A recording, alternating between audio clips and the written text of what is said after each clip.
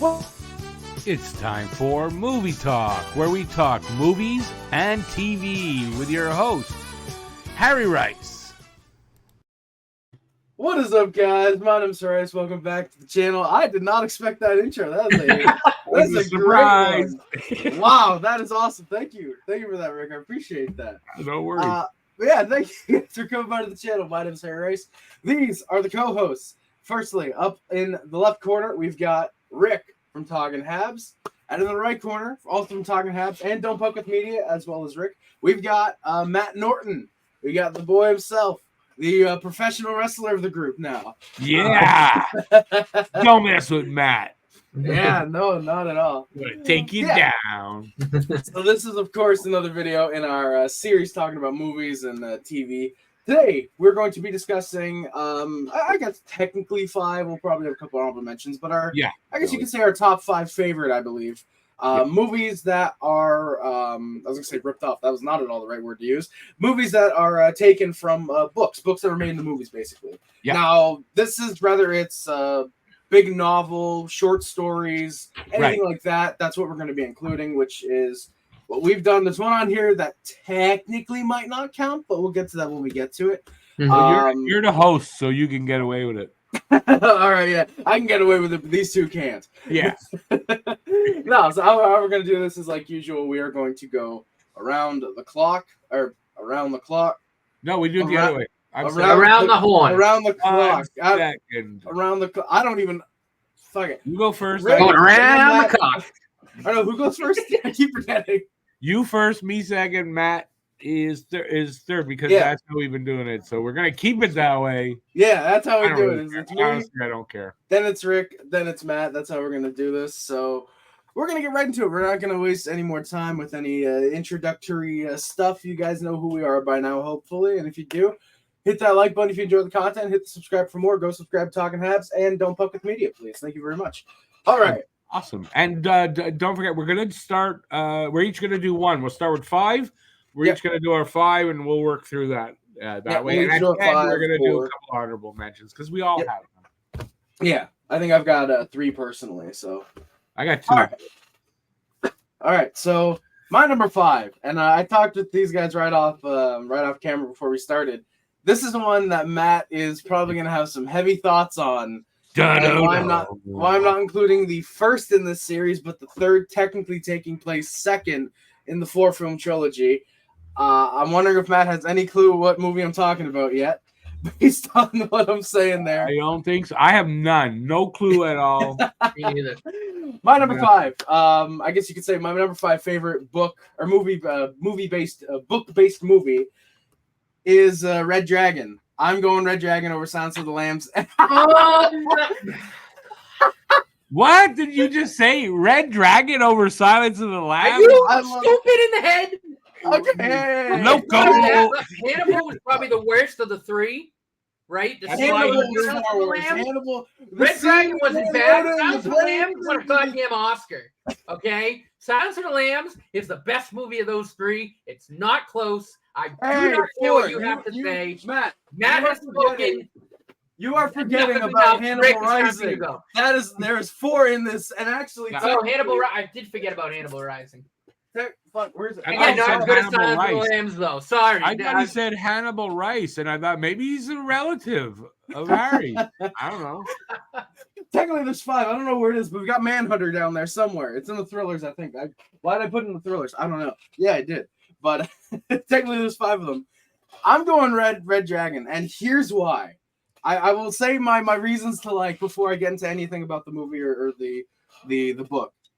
Hannibal Lecter feels like a threat in this one. It feels like he wants to actually harm Edward Norton. You know, in Silence of the Lambs, he's not gonna harm Jodie Foster. She even says as much in one scene. I don't know. Wait a second. I don't know that I agree with that because I thought he wanted to. It might have been that he wanted to, but he wouldn't have. The horror and the thrill of Silence of the Lambs was that you didn't know exactly what he was thinking at all.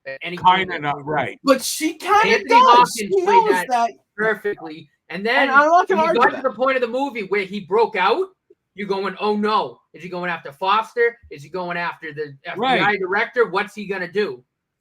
I never felt that about Jodie Foster. I hadn't seen the movie. The first time I saw it, I didn't think he was going after Jodie Foster. She said as much that he wouldn't go after me. He'd consider it rude. It's like, that's actually very sound logic for a guy that, despite eating people, is very proper. It might be something we missed, but I have to kind of agree with Matt. But I mean, it's a fair point. I mean, no, it is a fair point, and I think, again, I think that ploy in the movie was kind of to put people at ease, but at the same time, right? He's so deranged, you don't know. You don't know if he's saying that just to put Jodie Foster at ease.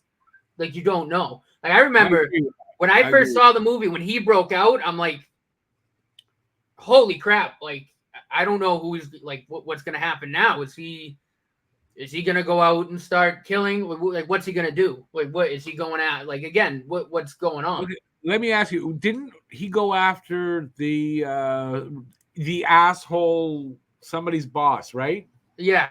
He ended up going after, I believe, the director of the whatever psych prison he was in. That's who I kind of knew he was going after that guy. I mean, I knew that's who he was going after. So maybe I actually agree with Harry. I don't know. Yeah. So like I said, for me in Red Dragon, I gotta hold the DVD up in case you guys don't know what it looks like for the 18th time. No, but in Red Dragon, hold it up. I felt like Hannibal Lecter was much more threatening. It felt like he wanted to hurt Edward Norton. It felt like Edward Norton was always in danger whenever he was in a scene with Hannibal Lecter, with Sir Anthony Hopkins, sorry. And for me, it felt like Hannibal Lecter, well, yeah, Anthony Hopkins' performance was technically worse compared to Silence of the Lambs for sure. It felt like there was more at stake with this film, in my opinion, compared to Silence of the Lambs, which for me, the fact that these are more thrillers and horrors, I have them in the horrors because fuck you. No, I have them in the thriller. I have them in the horrors because I just prefer to put them in there. I don't know why I'm handling this. That's a thriller though. Yeah, but okay. Yeah, but yeah, especially with Red Dragon, when even though he's more confined, you could argue, with being in those restraints, for example, in the scene in the basketball court, it feels like he could break loose and attack Edward Norton, and when the fact he's able to get Edward Norton when he burns down his house, he puts his number in the paper and whatever. That all feels extremely threatening and extremely invasive compared to just, he just talks a little with Jodie Foster in the original. Which, yes, it's a fantastic. Okay, you know what? I get that. I didn't see all of Red Dragon, to be honest with you, but I've seen scenes and stuff. But I get what you're saying, and it makes sense because he had his freedom. He could do things. Exactly. And he couldn't really do much. He was just like, if I get out, I could do a lot. But he was kind of, I get it. I get it. Which I will say, I'm not taking anything away from Silence of the Lambs. I think that movie is great. It's a very, very solid film. Anthony Hopkins deserved to win for that. He definitely deserved it. That movie is great. I just prefer Red Dragon personally. It might help that I love Edward Norton, I love Philip Seymour Hoffman, I love Emily Watson, I love Ralph Fiennes. Hoffman was very, very good in Red Dragon. I will give you that. What movie was? But Edward Norton was good too. Exactly. I totally get what you're saying about. I do agree. I think Hannibal Lecter was more of a threat because he had that freedom.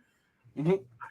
But again, I just think that, in Silence of the Lambs, because again, right? I mean, that movie was out way before the others. Like, you just didn't know. Like, you didn't, and especially I think like for me, once they moved him into like that courthouse, I just felt like, all right, he's gonna get out. How is he gonna get out? And at that point, that's where that kind of that suspense is kind of building, because he played them to get there to be able to break out. Again, I think to me that was more thrilling than Red Dragon.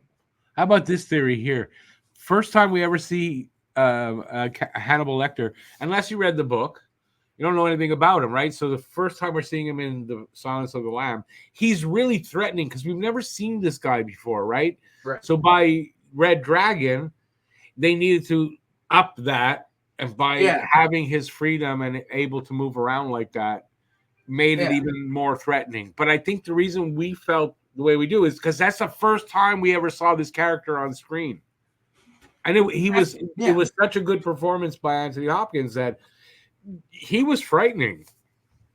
He was, yeah, and I will give him that. It was definitely a scary performance. But as soon as Jodie Foster does kind of say, like I said, when he says, "Oh, he wouldn't come after me," he'd consider it rude. That takes away just a little bit of it for me. And we're in Red Dragon. Edward Norton doesn't have that moment, like I said. So that's fair, but I don't know if the threat of Hannibal Lecter in the first movie was just for Jodie Foster, though. No, it was definitely more so for the audience, I think. She was more so supposed to be a pawn to help her get to the killer. And at the end, it's clear he's going to go after the asshole boss. Yeah, he's having an old friend over for dinner. Yeah. Or he's having an old friend for dinner, yeah. Yeah, I'm going to with fava beans. Chianti fava beans. Love that line. Oh, that line, that's one of my favorite movie lines of all time. But no, I'll agree with you. I'll say you won me over, but I'll agree with you. Nice Chianti. I feel like I just want to say that I think you won me over. I'm going to agree with you. Oh, shit. Okay, cool. Yeah. I mean, it wasn't about winning anybody over. Right? I know it's not. I'm just saying, I'll agree with you. That, yeah. And I'm glad Matt reacted as much as he did because I as soon as I saw them, I was like, I picked Red Dragon over. I was like, oh shit, Matt's not gonna like that. He loves Silence of the Lambs. So I was like, yeah, fuck it. Put it right at the start. It might have been. Like I said, I think Red Dragon's probably the other movie in that series that's I would say is good. Yeah, Hannibal I didn't think Hannibal was all that good, and Hannibal Rising was eh. So I'm glad he didn't pick either of those two. I mean, would have had a serious problem, but no, this is good, man. This is a great conversation. Yeah, Hannibal, where he fucking rips Ray Liotta's head. He's picking at the brain like that. I was laughing during that scene more than being terrified. I'm like, what the fuck am I watching? I gotta rewatch Hannibal. I saw it when I was like fucking 10, 11. And I didn't get it at all. Shit, that's the only scene I remembered of it. But yeah, I feel like I should give some facts about the movie now because we had a really good conversation. Yeah. So it's directed by Brett Ratner, firstly, who you might know him from the Rush Hour trilogy and X-Men 3. So for him to direct this, a little bit left field, but I'd argue easily his best film. I haven't seen the Rush Hour films though, so the only film I can compare it to that I've seen of his is X-Men 3. So yeah, I think it's not that fair of a comparison. Yeah. The cast, of course, Anthony Hopkins as Hannibal Lecter. Edward Norton plays the FBI agent Will Graham. Ralph Fiennes, I said it properly this time, I believe. Ralph Fiennes plays Rafe. It's actually Rafe. It was okay. Ray Fiennes. Thank you. Ray Fiennes plays Francis Dolaride.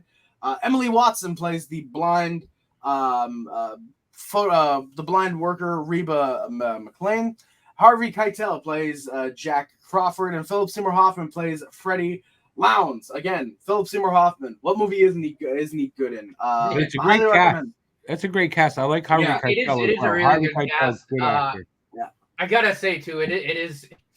It's always funny for me watching Hoffman's character on fire on the wheelchair going down the street at the end of the movie. Yeah, I'll admit that is a little funny, but at the same time, it's like, oh my god! I know, it's like, holy crap! And then you just on screen, it's just flaming wheelchair going down the street. I didn't see that. Yeah, that's the only part where it's like, okay, you lose me a little, but they immediately regain it with that the way that film ends. Which obviously, I don't know how Rick and Matt are gonna be in terms of spoilers, but I'm gonna try my best not to spoil films that are on my list. Philip Seymour Hoffman, real quick, to get off tangent for a second. Highly recommend Happiness from 1996, I believe 96. 98 actually. Fucked up movie, very disturbing, but it's an incredible movie. I highly recommend it. Basic plot of this film is that Edward Norton plays Will Graham, a retired FBI agent who has a prior interaction with Hannibal Lecter. He's convinced to come out of retirement to try and track down someone who they call the Tooth Fairy Killer. Before he strikes again, they have this whole thing where he strikes families, he kills families during a full moon, and there's about to be another one. And Will Graham tries to get the help of Lecter in the process. That's the very, very basic plot of it. There's other stuff I can get into, but yeah, great film. If you haven't seen this or Silence of the Lambs, check those out. You can skip on Hannibal. The show, I don't know. I can't give my thoughts on that. I like the show a lot. I like the show a lot. The show is Hannibal, the TV show, I didn't like it. And I haven't seen it, so you got all three possible reactions you could have gotten. I'll say it's Matt, just to me in the middle. Red Dragon, Silence of the Lambs. I highly recommend these two. Yeah, Hannibal Rising. It's not Anthony Hopkins, so it's probably not a good performance as Hannibal Lecter. So, well, actually, no, I say that in the TV show has Hannibal Lecter. It's probably not a good performance for 2007 film, because 2007 film were the Dark Ages. All right. I think we've had enough gabbing about Hannibal Lecter for now. Rick, what is your number five? I hand back my time. How do they say it in Congress? Okay. All right. My movie is from 1973. It's based on a book called Make Room by Harry Harrison, and he wrote that in 1966. And it is called Soylent Green. It is starring Charlton Heston, Edward G. Robinson, Lee Taylor Young, Chuck Connors, which was interesting. I didn't realize he's in that. Directed by Richard Fleischer, and it's a crime mystery sci-fi, but I think you could call this a bit of a horror movie as well. It is a nightmarish futuristic fantasy about the controlling controlling power of big corporations and an innocent cop who stumbles on the truth. And it's basically the world is overpopulated. Food is not easy to come by.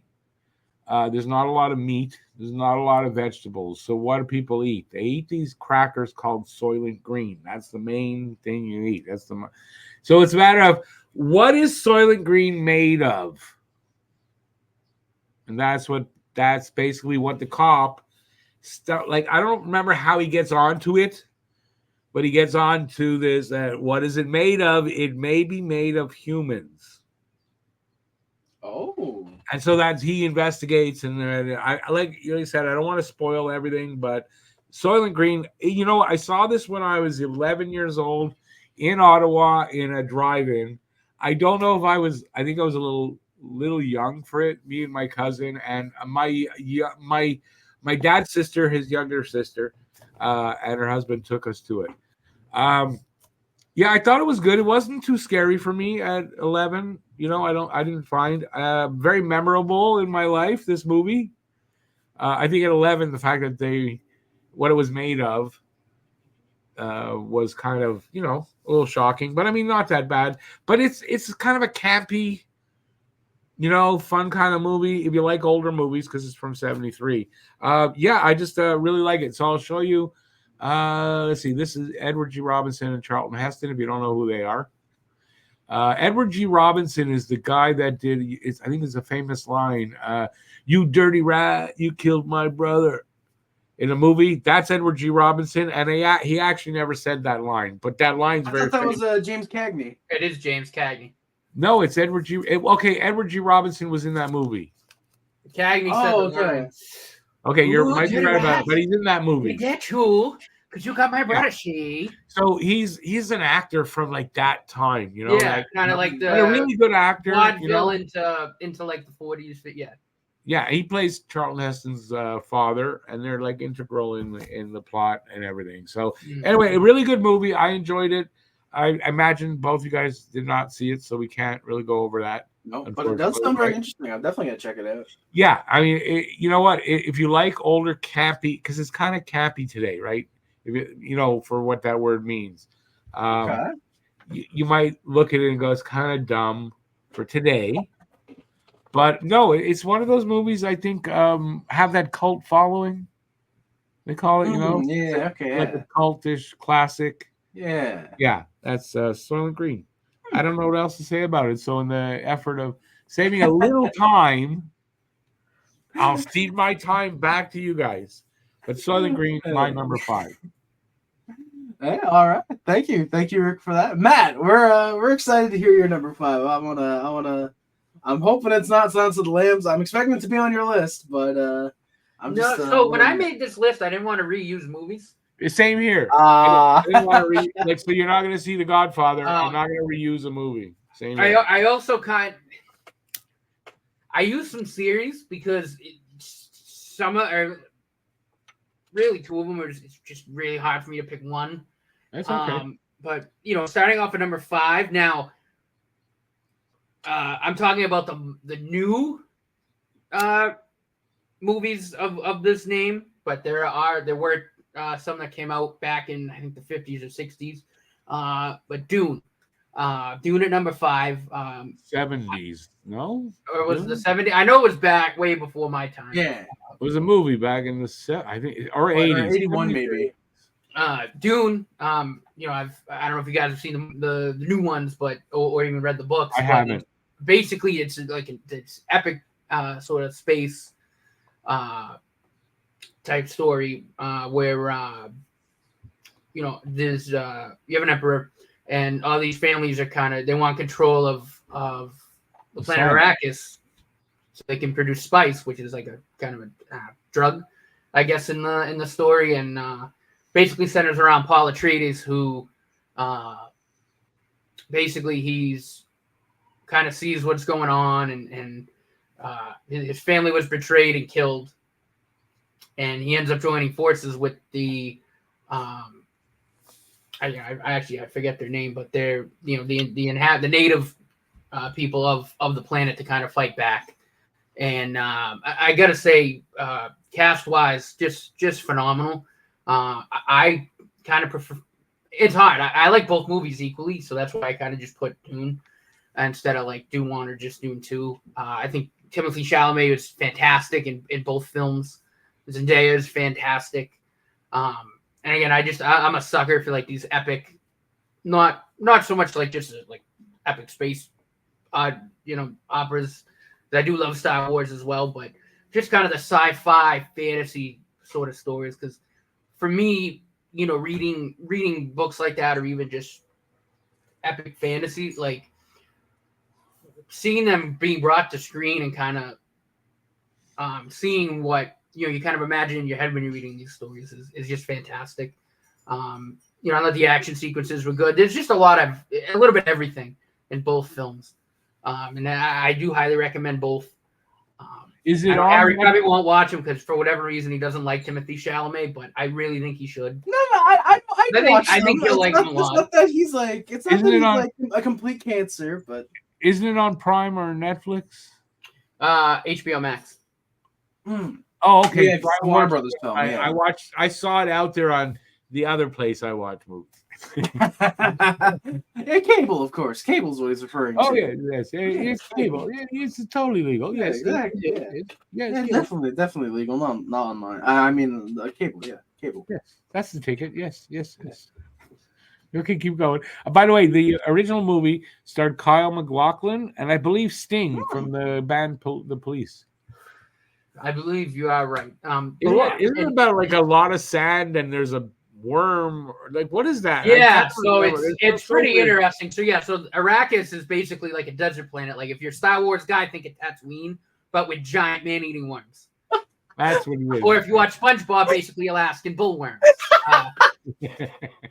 But it's pretty cool. And again, I really love the dynamic of each kind of family or faction. And it's really the second movie. You see a lot of they're like the natives. I can't remember for the life of me the native people to Arrakis, but the way that they ride these worms and kind of as like almost like these animals of battle is so right. They cool. ride them, right? They ride them. And kind of the guerrilla tactics they use against the Harkonnens is just absolutely phenomenal. I saw some of the original one, but it was long. So I imagine they made. They're long. They're epics. Okay, because it was really long. I was thinking maybe they made the 2 out of the 1 that they made. But anyways, but I don't know. I never got into it. I saw it was on like the cable there where you get the movie, the original first choice. So like I could have watched it a lot, like many times, and I don't know. I couldn't get into it. It lost me with the riding the worms through the sand. Yeah. Like it lost me there. It's pretty cool. And like I said, I love these kind of epic stories. And again, there's if you like Star Wars, you probably like it. Obviously, it's not like that sort of space opera. But it's really cool. And again, I thoroughly enjoyed it. And the two new ones, Dune 1 and Dune 2, basically it's the first and the second half of the book, which is pretty cool. I hit my I absolutely recommend it. I think it's a great movie just for like a movie night. Again, it's got a little bit of everything in it. I think people would really like it. I know very critically acclaimed. And again, the cast is phenomenal. Oscar Isaac is in the first one, as well as the head of the Atreides family. Just a phenomenal cast. I heard good things about it, but because of the original, and I didn't really like it when I saw it. I didn't really check it out on Netflix. No, wherever. I didn't watch it, but I did hear really good things about the updated version. Yeah, both the first and the second film are fantastic. Yeah. They're long, but they're fantastic. Yeah, I heard they were really good, but it wasn't for me, so I didn't see it. I will say, if ever I do watch them, Matt might have just ruined it by calling them Alaskan bullworms. I didn't like Christopher Walken as the Emperor. I did not like it at all. I didn't feel like he was a good choice to play the character because I wanted the character to be more serious. To me, it didn't work. That's my only gripe. It's like when I don't know if anybody saw. I think it's Denzel Washington doing Hamlet. They did a movie he was doing Hamlet, and it didn't work. Mm-hmm. That's the only time I've seen Denzel Washington where I go, I can't watch this movie. Wow. Yeah. Yeah, it's one of those parts where it's like, it's just not for the guy. I don't think he was a good choice. It wasn't for him. Somebody made a mistake. He made a mistake trying it, and it just wasn't for him. Yeah. Mm-hmm. Florence Pugh was fantastic too in the second one as the Emperor's daughter. I got to put that out there as well. And I think she's one of the best young actresses in Hollywood. Right yes, now. Absolutely. What name? What's the name? Florence Pugh. Florence Pugh. Pugh. She's. Don't know her. She is fantastic in anything she's in. I if I can give a quick recommendation at your pick, Matt. Florence Pugh, fantastic and a good person. That came out last year. Okay, what movies? What movies was she in? You know? Midsummer. Don't Worry, Darling, which is really, really good. Really good thriller. I really liked it. I didn't see those. Yeah, I don't know the name. I don't really know. She was in the Avengers too. She played I didn't see the Avengers. Lyanna, whatever her name is. Yeah. She's been in other movies too, really. But she's a phenomenal actress. She's Russian. Anything she's in, even if it's a bad movie like Don't Worry, Darling, she'll be phenomenal in that. It's not a bad movie. Yes, it is. You can't take Harry Styles serious. Oh God, no. He was awful, but the rest of the movie was great. The plot was awesome, but the movie itself. We got to move on. Eventually, we got to do a conversation about like movies like this where we vehemently disagree. Because true. We got to get together and try to figure out movies. The rest of the cast was phenomenal in that movie. Florence Pugh was amazing. I can't remember his name, but the guy that played Kirk in the new Star Trek films, I thought he was great as the head of that area there. But I really liked the movie. The new Star Trek. Who played Kirk? Chris Pine. Chris Pine. Oh, Chris Pine. Yeah. Okay. He was really, really good. Speaking of that, what's his name? Hemsworth? No, from the Next Generation. What's his name? Patrick Stewart. He just turned 84 the other day. Oh, hey. Yeah. Let's go, yeah. Sir Patrick Stewart. Sorry. Sir Patrick Stewart. Yes, I love that guy. I love it. He's such a great. Hell yeah. He really is incredible. He's phenomenal. Very funny, even in his old age. He's hilarious. Yeah, and doesn't mind making fun of himself in a movie. No. No, and I think he's another one of those actors that we talk about that I don't think I've ever seen him bad in anything. Like he can do absolutely everything. Yeah. He can do great on stage, great in any film role. It's phenomenal. Shakespearean stage actor, so yeah. No, he trained like a lot of the really good British actors with the Royal Shakespeare Company. Yeah, Star Trek was a real big deviation for him. And then he just did all kinds of stuff. Yeah. He'll do anything. It feels like. Great. No, that was great. All right, Harry. Yeah. All right. My number 4. We have so far a horror, a dystopian thriller, and we've had a sci-fi epic. Why not? Let's get a very depressing comedy with my number 4. This is a movie from 2004. It's actually I believe the youngest movie I have on this list, the most recent movie, and it's from 2004. It's really, really damn good in my opinion. It is Sideways. This is a film directed by. Oh, it's a great. I'll tell you about it in a second. Rick. It's directed by Alexander Pine, who directed About Schmidt from 2002, and also directed recently The Holdovers. He reunited with Paul Giamatti for that film. Fortunately, I haven't seen it, or unfortunately, I haven't seen it yet, but I do plan to. The film's cast. The film's cast. Paul Giamatti plays the main character, Miles Raymond. Thomas Hayden Church giving, from what I've seen of his work so far, one of his few good roles as Jack Cole. Virginia Madsen plays Maya Randall, and Sandra Oh plays Stephanie. We don't find out her last name, so she's Stephanie.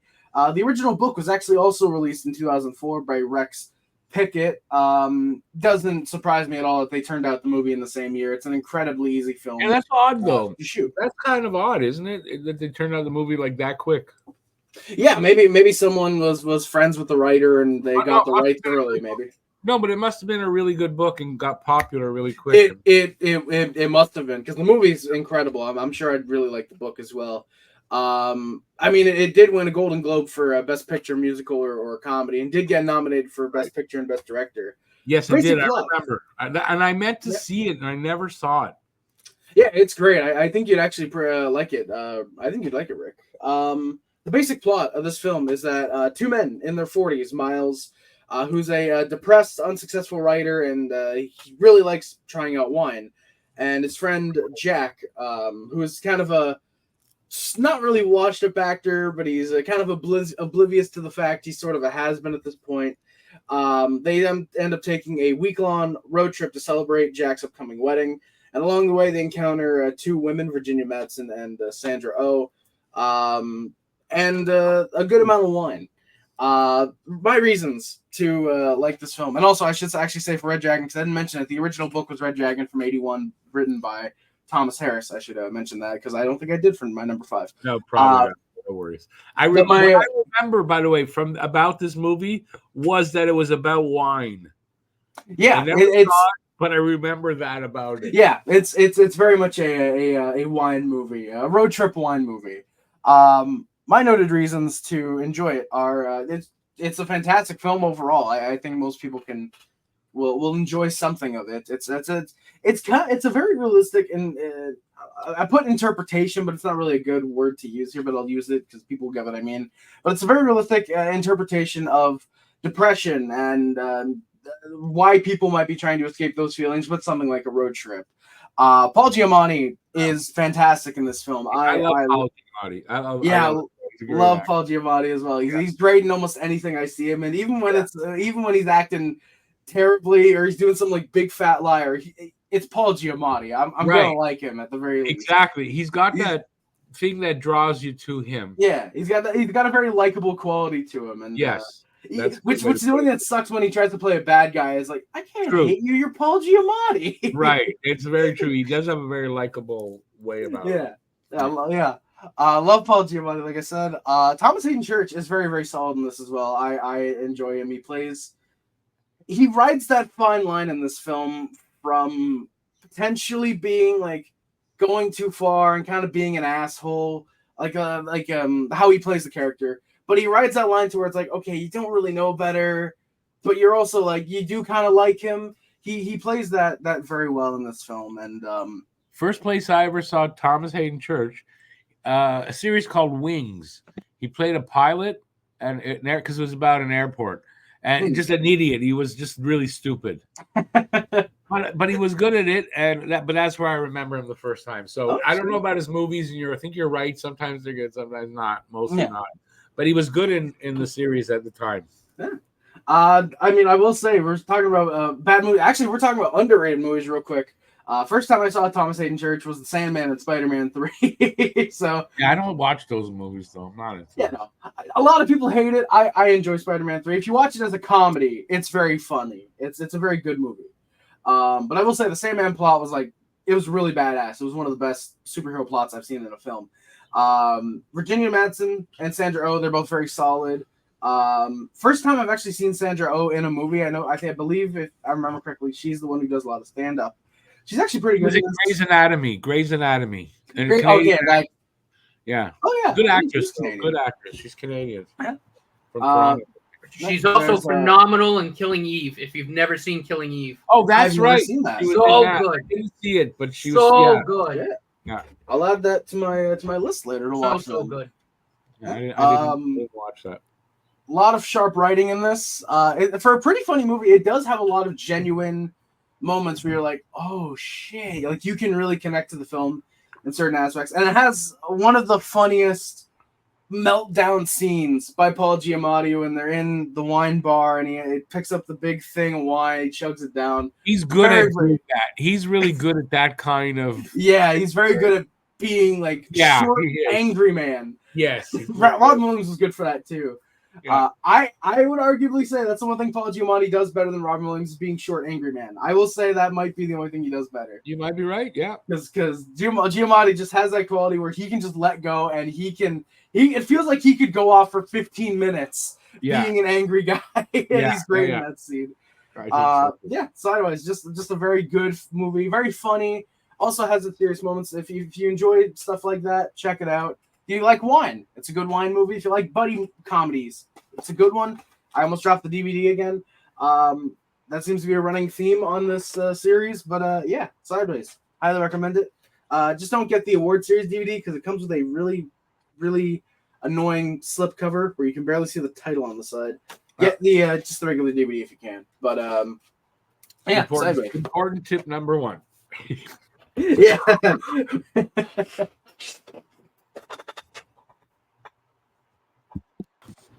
I thought that was so funny. I thought I'd cough a lot. All right, my turn. This movie is from 1986. It's based on a short story by Stephen King from 1982 called The Body. You guys know it? You know it, Harry? I don't think I do actually. You do. Just I know you just don't know by that name. So it's called The Movie. Stand By Me. Oh. It's directed by Rob Reiner, and it's a bit of a comedy in there too. But it's kind of, I think it's a thriller, not a horror, because there's nothing really scary in it. Mm-hmm. It has Will Wheaton from Star Trek. So he was what was his name on Star Trek? The TV show. I would not know that. As the late River Phoenix. Corey Feldman, also the late Corey Feldman. Corey Feldman's still alive. Jerry O'Donnell when he was fat. Kiefer Sutherland as the bad guy in there. Richard Dreyfuss and John Cusack. Really good cast. I'm going to take it down now. A writer recounts a childhood journey with his friends to find the body of a missing boy. Mm-hmm. So they sort of they all tell their parents a story of where they're going to be, blah, blah, and they take off overnight along this railroad track thing to find this dead kid, basically. Along the way, they meet up with the bad guy who doesn't like River Phoenix's character. No, I think it's the Will Wheaton's character. I'm not sure. So there's danger there for them. But it's basically like a coming of age type of story about these 4 kids and their friendship and their adventure. Nothing really more than that. It's just a really good story. The song, if you don't know the song, it's a song from like the 60s, Stand By Me. Mm-hmm. Great song. Great job by Rob Reiner directing it. A great cast. And like I said, it is, what have I got here? No, I don't have a lot. I just want to see if this says, so it's the summer of 1959 in Castle Rock, because most of the Stephen King stuff, it all takes place in Maine, and Castle Rock is, big thing for Stephen King. Castle Rock, Oregon. And 4, it should be Maine, but he used Castle Rock, so that's why he gets away with that. And 4 12-year-old boys, Gordy, Chris, Teddy, and Vern, are fast friends after learning of the general location of the body of a local boy who has been missing for several days.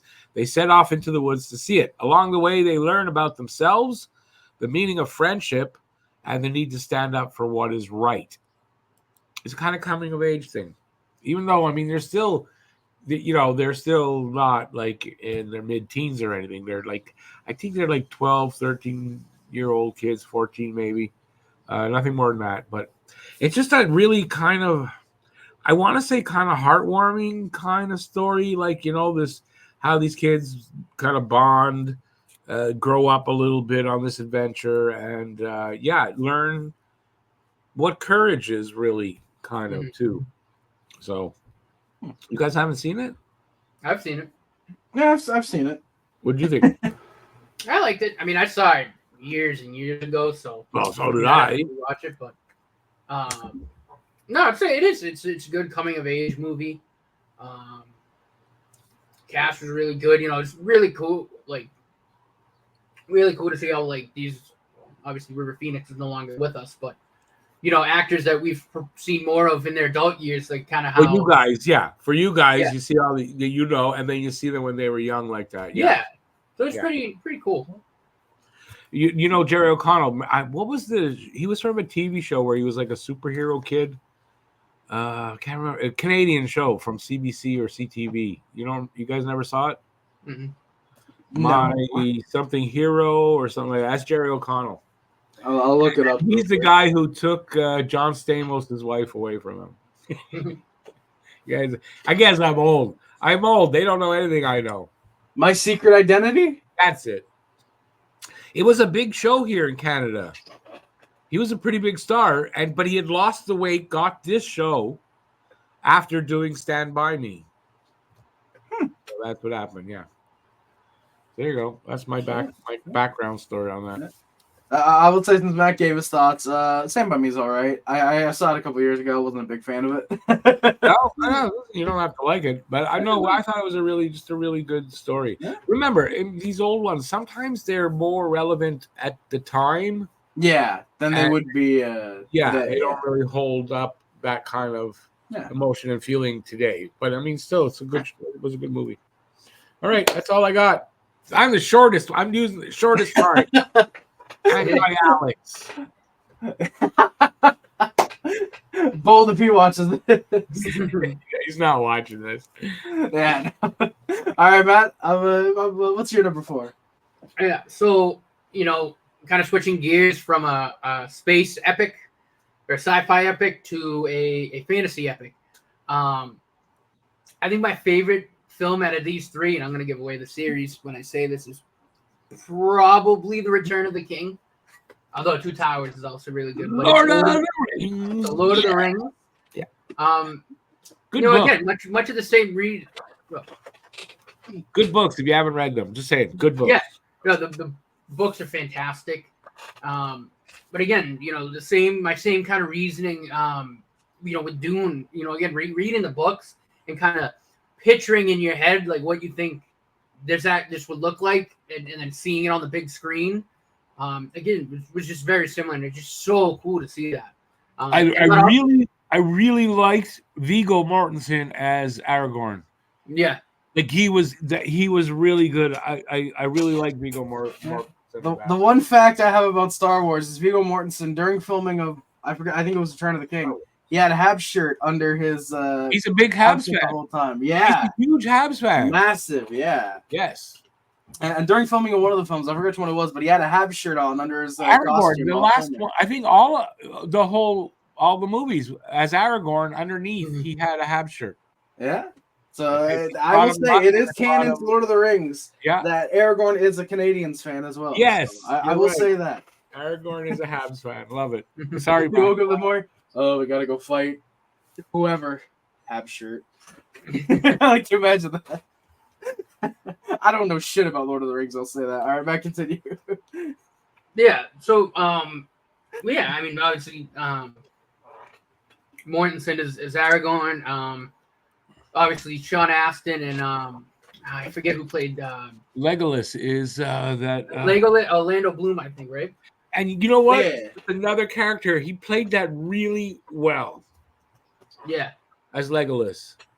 Yeah. I absolutely agree. I forget who played. Oh, Sean, the guy from from Game of Thrones. Sean Astin played Samwise. I forget. The guy from Game of Thrones there that we all love that got killed off in the first Sean year. Bean.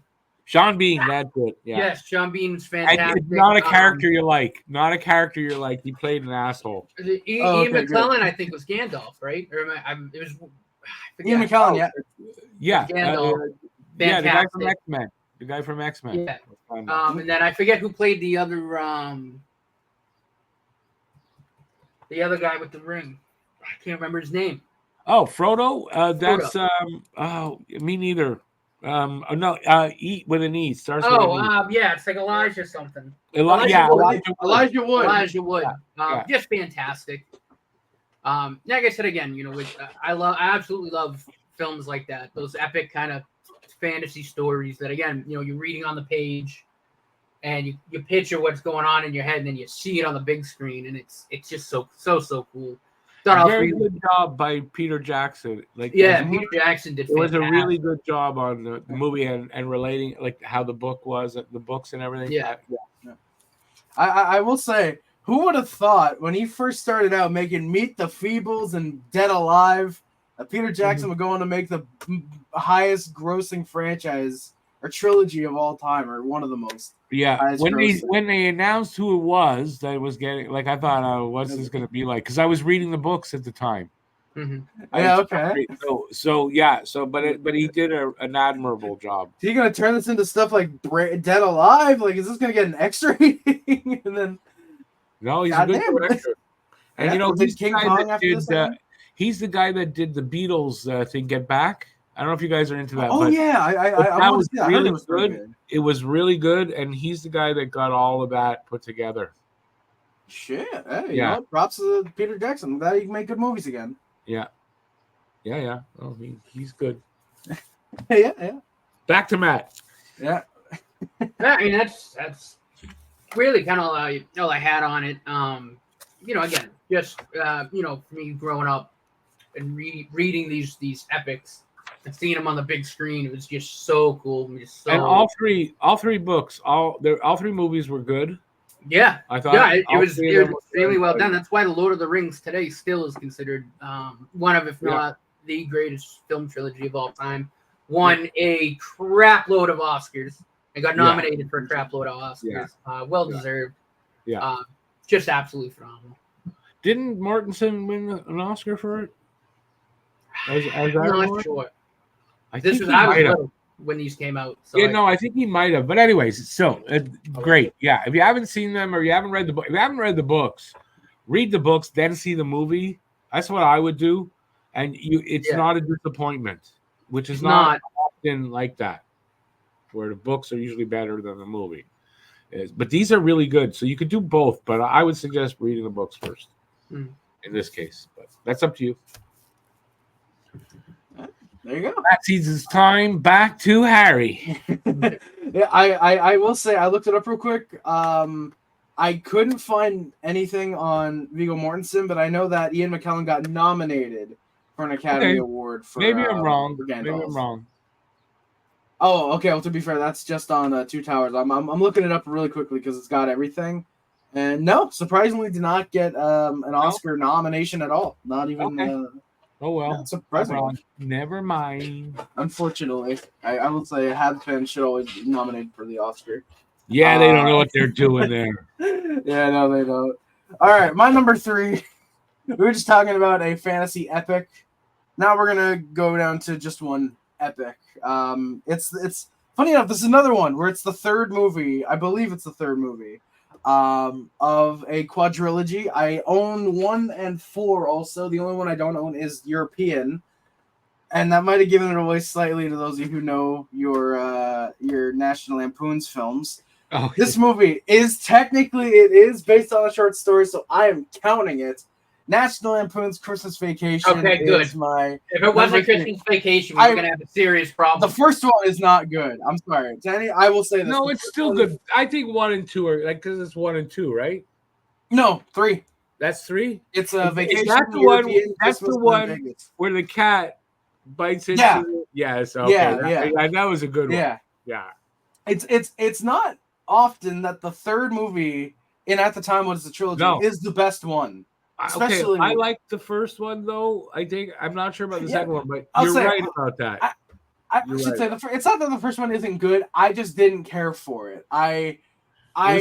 It's leagues better than the 2015 remake. I will say that obviously. Oh yes, it's still, as of what I've seen, the worst one of the original 4 because I've only seen this one and the first one, so technically it's the worst one. Okay. No, but Christmas Vacation, both of them are actually based on short stories. At least both the ones that I've seen, the original Vacation and Christmas. The original is based on Vacation 58, I want to say is the name of it. And this one is based off a short story, Christmas 59, by John Hughes, actually, who I believe wrote the screenplay, for this movie. Okay. So interesting. Technically, it's based on his own work, but I'm going to count it because it was a short story first. As long as it was published as a short story, it counts. Yeah, it was published, I believe, in National Lampoon, I believe. That's okay. Yeah, so it is based off a movie. It's based off a movie. It's based off a book. The director is, I'm going to butcher his name, Jeremiah S. Chekik, who directed Benny and June, and also directed The Avengers, 1998. Very different. Yeah, the one with Uma Thurman, and that's the only reason to watch that movie is Uma Thurman. Let's go. Shout out Uma Thurman. You were very nice. The film cast. Enough thirsting for me over Uma Thurman. The cast of the film. Ethan Hawke's already got her. I have no chance whatsoever. Chevy Chase, of course, plays Clark Griswold, as he does in every single film. As does Beverly D'Angelo. She plays Ellen Griswold, his wife. I believe those are the only two consistent cast members throughout technically all 5 films. So, yes, I think so. Yeah. 6, technically, if you want to include the short film Hotel Hell Vacation from 2010. But I don't choose to include that because it's only like 10 minutes long. Juliette Lewis is this film's Audrey Griswold. And Johnny Galecki is this film's Rusty Griswold. You might know Johnny Galecki. You might know him because he either Roseanne, if you're a redneck, or if you're very uncultured, he's the main dude in Big Bang Theory. What do you mean uncultured? So I'm a redneck that's uncultured because I like both of those theories. Well, I like Roseanne too, so I'm admitting I'm a redneck. I hate Big Bang Theory. I'm sorry. I loved it. Actually, I loved Big Bang Theory. But, looking back on it, they were mean to each other. Yeah, they were. I mean, that's not the reason I hate it. I just didn't like the humor. But yeah, I did. But it is kind of humor, so yeah. Yeah. But yeah, Johnny Galecki, very good cast just off those 4. You also, of course, have Randy Quaid as Cousin Eddie. Crazy Randy Quaid as Crazy Cousin Eddie. I want to say the second of the Vacations he was in. I don't think he was in European, but I could be wrong. I haven't seen that one. I think you might be right. Yeah, you might be right. Yeah. And then I know he's in Vegas because I seen him on the back of the DVD when I was looking up the vacation films earlier. The only one I don't have is European for some reason. And Julie Louis-Dreyfus makes an appearance, as does Brian Doyle Murray. I love him because he's Bill Murray's brother. He's fantastic in any film he's in. You'll know him because he's got that, like, I can't really do a Brian Doyle Murray, but you hear his voice, you'll know who he is. He sort of looks like Bill Murray, but like he's like a bald Bill Murray. A way different version of Bill Murray, but there's the resemblances in the face. Yeah, you look at the face, you'll think, is that Bill Murray? You'll know that's him. He's got a really distinct voice. Not distinct in Gilbert Godfrey, but distinct because, oh, God, I've never heard that before. Very funny actor, though. He plays Clark's boss who ends up getting kidnapped, and I'm not going to describe that any further because that's very funny. The basic plot, though, of the film is Clark Griswold wants to have the perfect Christmas with his family, but because he's Clark Griswold, everything goes wrong. He gets his parents end up coming over. Ellen's parents end up coming over, and I believe their in-laws, each other's in-laws, come in. Don't go to the bathroom after Grandpa's been in there. Yeah, no, everything completely goes wrong. There's a cat that ends up biting some Christmas lights. There's a dog. I want to say that's the funniest scene in that. I remembered the most is the cat. Yeah, it might be. Yeah, it's got a dog. It's got an exploding Christmas tree. It's got and a ton of fucking lights, man. A ton of fucking Christmas. Yeah, he's got enough lights that it drains the power source for the entire city, I believe. Or neighborhood at least, but yeah. Yeah, they're the neighborhood, yeah, something like that. The reasons to watch, it's one of the funniest films I've ever seen. I watch this every Christmas for the past, I think, 5 years since the first time I've seen it. That's cool. It's absolutely to the world. It's absolutely hilarious. It's got funny. I have to say that's a funny movie. Yeah, in my opinion, it's got the greatest rant in film history by Chevy Chase. Yes, when he complains about the family. Yeah, one house. Yeah. Clark. Oh yeah. Also, I should mention this. Clark is waiting on his Christmas bonus from his boss. Oh yeah, right. Which he does get, and he needs it badly. Yeah, he needs it because he spent all of it already. He's getting a pool installed for the summer, and of course, notably, Cousin Eddie, he can't swim. I love that part. But yeah, he does get his Christmas bonus, and it's not what he was hoping for, let's just say. And he goes on the greatest rant in film history that I've ever seen. It's at least a top fiver for sure, I think. It's a good one. It's a very good rant. Yeah. The film can be very clever in some of its humor. It does have a wide variety. It has some slapstick. To both kids and adults. That's it's got it's got some silly slapstick, but it's also got some very funny, kind of like you're not paying attention, you'll miss it type of jokes. Like my one of my favorites is when Clark and Cousin Eddie, they're in the shopping mall, they're the Walmart or whatever. They're getting groceries. Clark puts something in, and Cousin Eddie immediately puts some dog food on it, puts something there, dog food immediately to squish that. It just things like that, where if you're not paying attention, you'll miss it. It's stuff like that that's pretty funny. It's a really well done movie.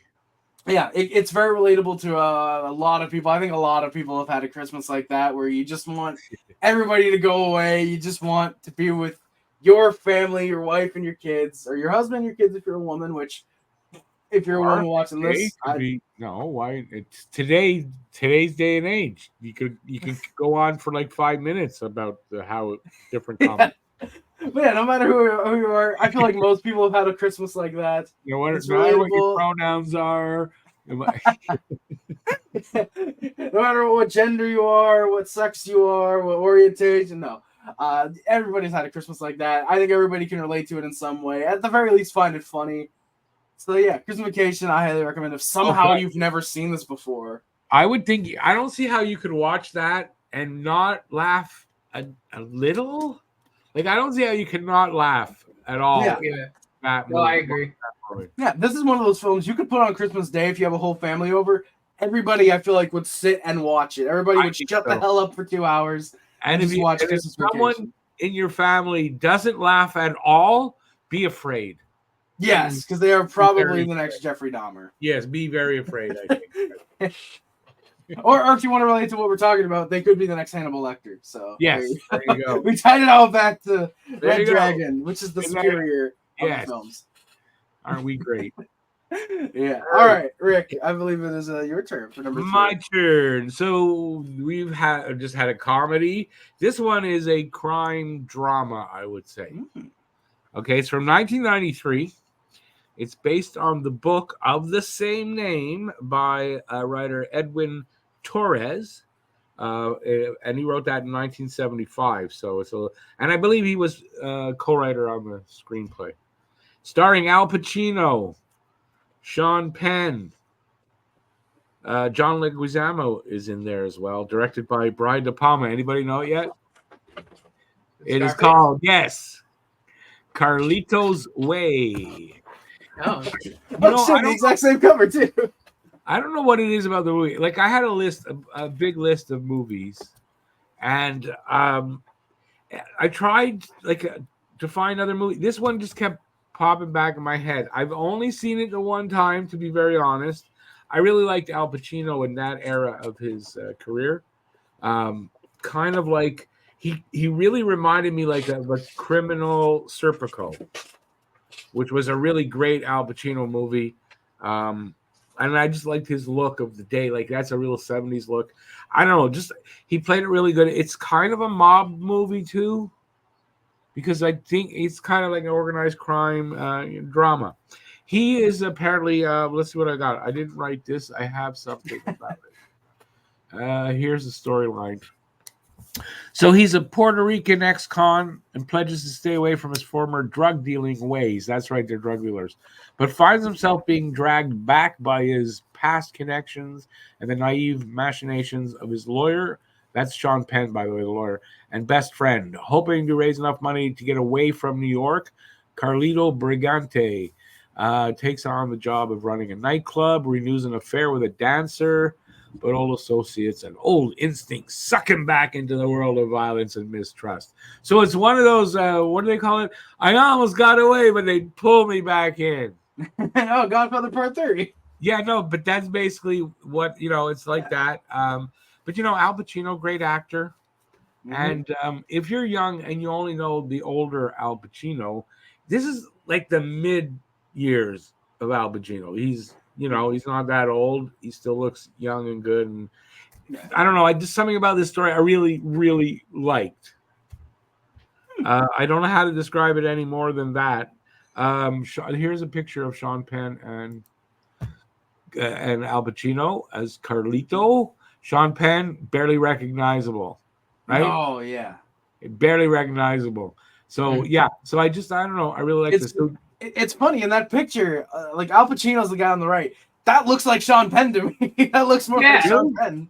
Well, today, okay, I get it. Yeah, today it looks more like Sean Penn. But I mean, this is from '93. But this still doesn't look like he's not that recognizable at all in that movie. And I remember that was something that they said about it. So, but yeah, any of you guys see it? No, I own it, but I haven't seen it yet. It's on my watch list. I love crime dramas. I've not seen it yet. Yeah, directed by Brian De Palma. Brian De Palma, he was Scarface. Big back in the. Did he do? Yeah, that's right. He did Scarface. Scarface, I think Carrie, the original Carrie, I think. Yes, actually, a few movies. I can verify. He had a whole bunch of he was a big director back in the day then. But it's a really good cast. It's a really good cast. And it's kind of like it's a gang movie, kind of like too, right? That's the organized crime. It's it's a drug gang, I guess. But yeah, he's just trying to get away with this girl that he met. That they talk. It's like he's trying to get away with her and away from that life, and he don't want to go back into jail again, but he keeps getting sucked back in. So yeah, just a really good. If you like Al Pacino, if you like a really good crime drama. You got one right there, Carlito's Way. Mm-hmm. Oh yeah, I'm done. So, I couldn't do a list of movies based on books without mentioning Stephen King. Like Rick, Stephen King's one of my favorite writers, and it's really hard to kind of pick one because there's just so many good ones. Well, okay, let me just say this: books wise, because my favorite writer as a kid, great, but. Finding a movie that is good as the book at all is hard. It is, and there are. To me, there's probably 3 or 4 that I kind of were debating between. But I went with The Shining because I'm also a massive 97 miniseries, of course. Yes, Jack Nicholson fan. Just a really from start to finish thriller, horror, psychologically. Here's Johnny. The lines, I'm gonna huff and I'm gonna puff and blow. It's just. I mean, okay. Can I interject with something? Because we said, Stephen King. This was not very accurate to the book, though. It wasn't. But to be fair, great. Would you rather this? It was more accurate to the book, though. That's the TV one, right? No. That's the TV miniseries, right? Mm-hmm. Okay, but that was accurate to the book. Not very good, but accurate. Yeah. And the other one was good, but not very accurate. The Stanley Kubrick one. Okay, sorry, I had to interject that. Yeah, no problem. But Stanley Kubrick got so many fantastic films from him. Jack Nicholson. Jack Nicholson. I think if it wasn't Jack Nicholson in that role, that would have been a really bad movie. I think you're right. Probably. I gotta say too. Obviously, rest in peace to Shelley Duvall. She just recently passed away a couple of days ago. Phenomenal performance. Olive Oil. Didn't she play Olive Oil? Yeah, she was Olive Oil. Unfortunately, yes. Phenomenal performance. Just all around, just a great horror thriller film. And again, I had to, I couldn't not pick a movie based off of Stephen King to put on here. Pet Sematary was close. I really love both Pet Sematary. Maybe, but great book. But I mean, I considered The Shining, by the way, just to let you know, I considered it. I think the new It, the first one. That one, I like both of the newer ones. I love both the newer ones as well. I think the first one to me is better. But that was also in consideration. Good book. Yeah, really it was a good book. Okay, sorry. Keep going. Yeah. No, that's basically where I'm at. I wanted to I wanted to kind of keep a certain time frame to talk about each of these. I saw it when it came out in the theaters, so I saw it back in then. But what year did it come out? What year? 1980.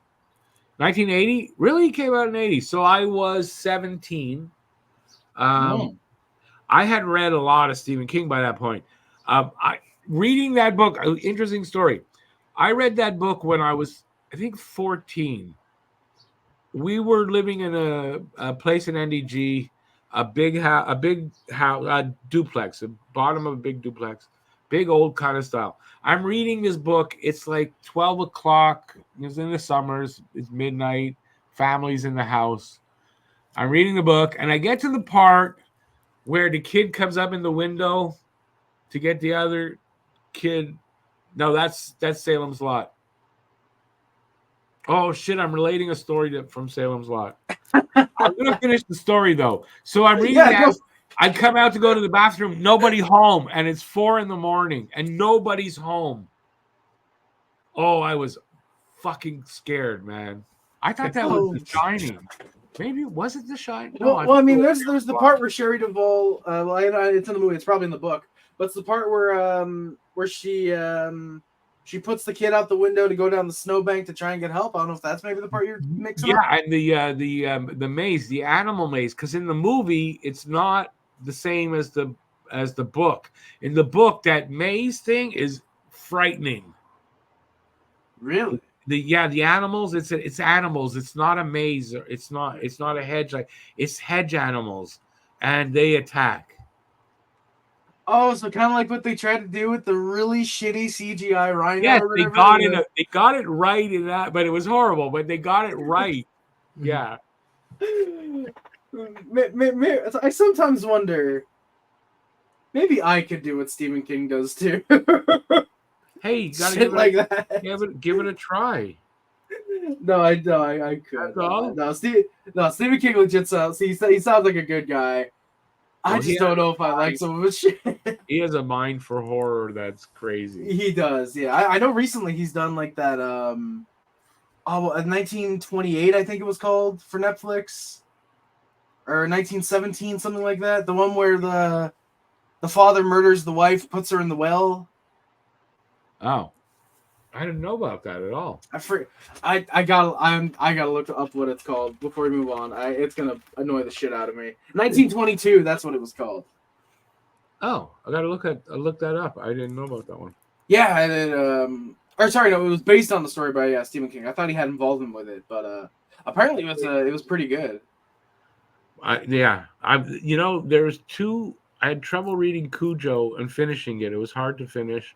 Oh, Misery. Cujo's insane. Misery was hard. And there was one where the girl's handcuffed to a bed and the husband... Gerald's Game.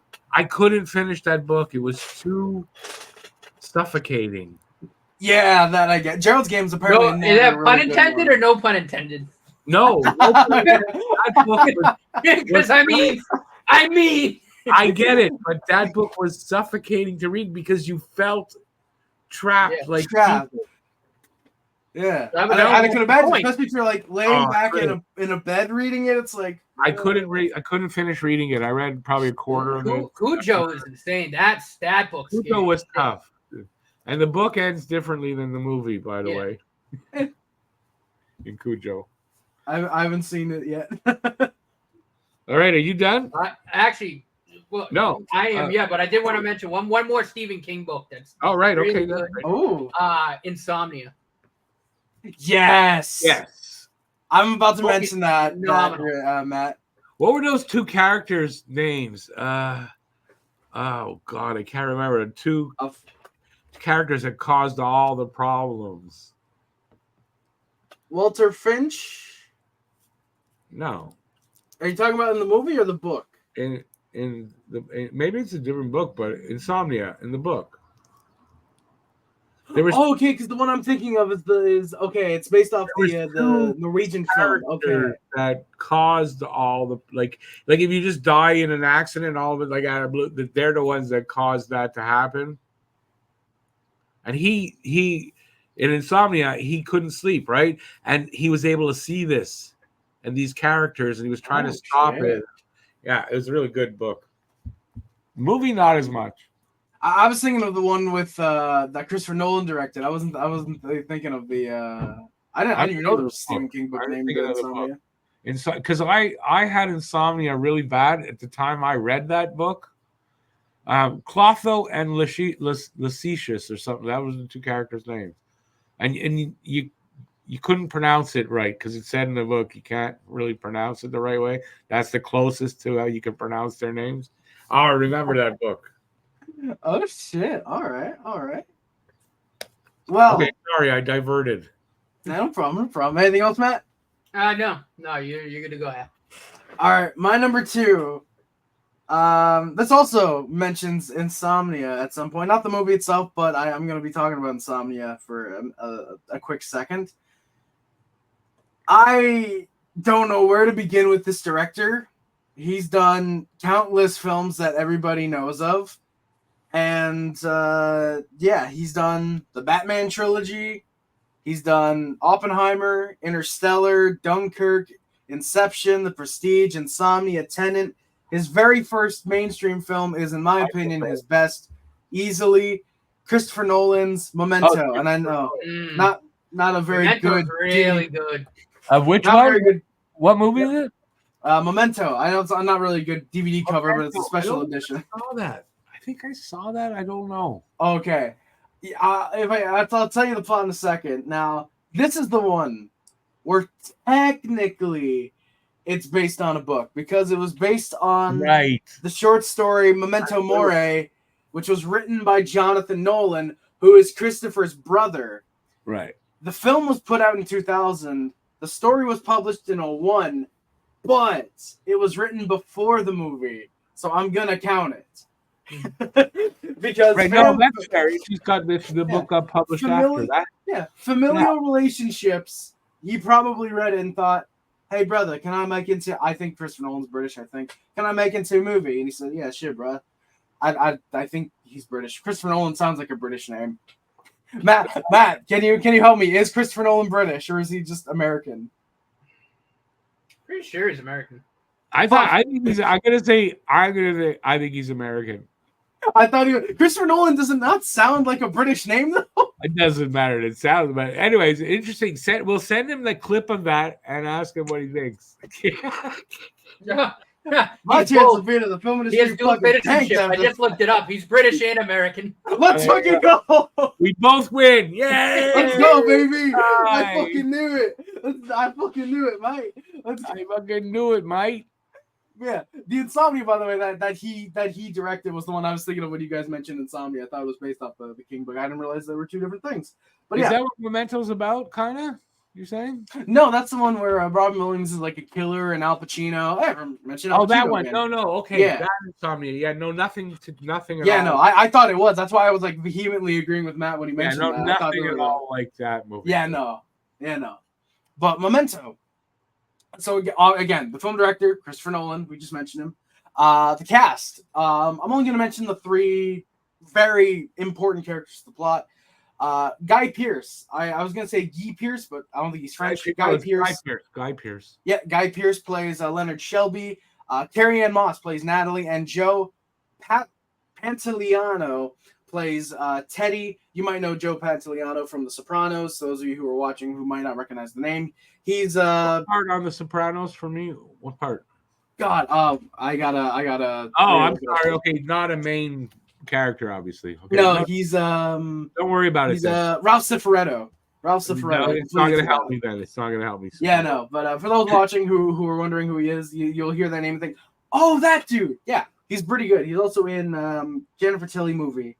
Oh, I can't remember the name of it. I know the name though. I gotta say, I know the name. Seen it in I probably seen him and know who he is, but I can't put a face to it. Bound. That's the movie he was in with Jennifer Tilly. I've heard that's a great movie. Love Jennifer Tilly. What's it called? Bound. Oh, Bound, about the two the lesbians. Yeah. Oh no, that was a really good movie.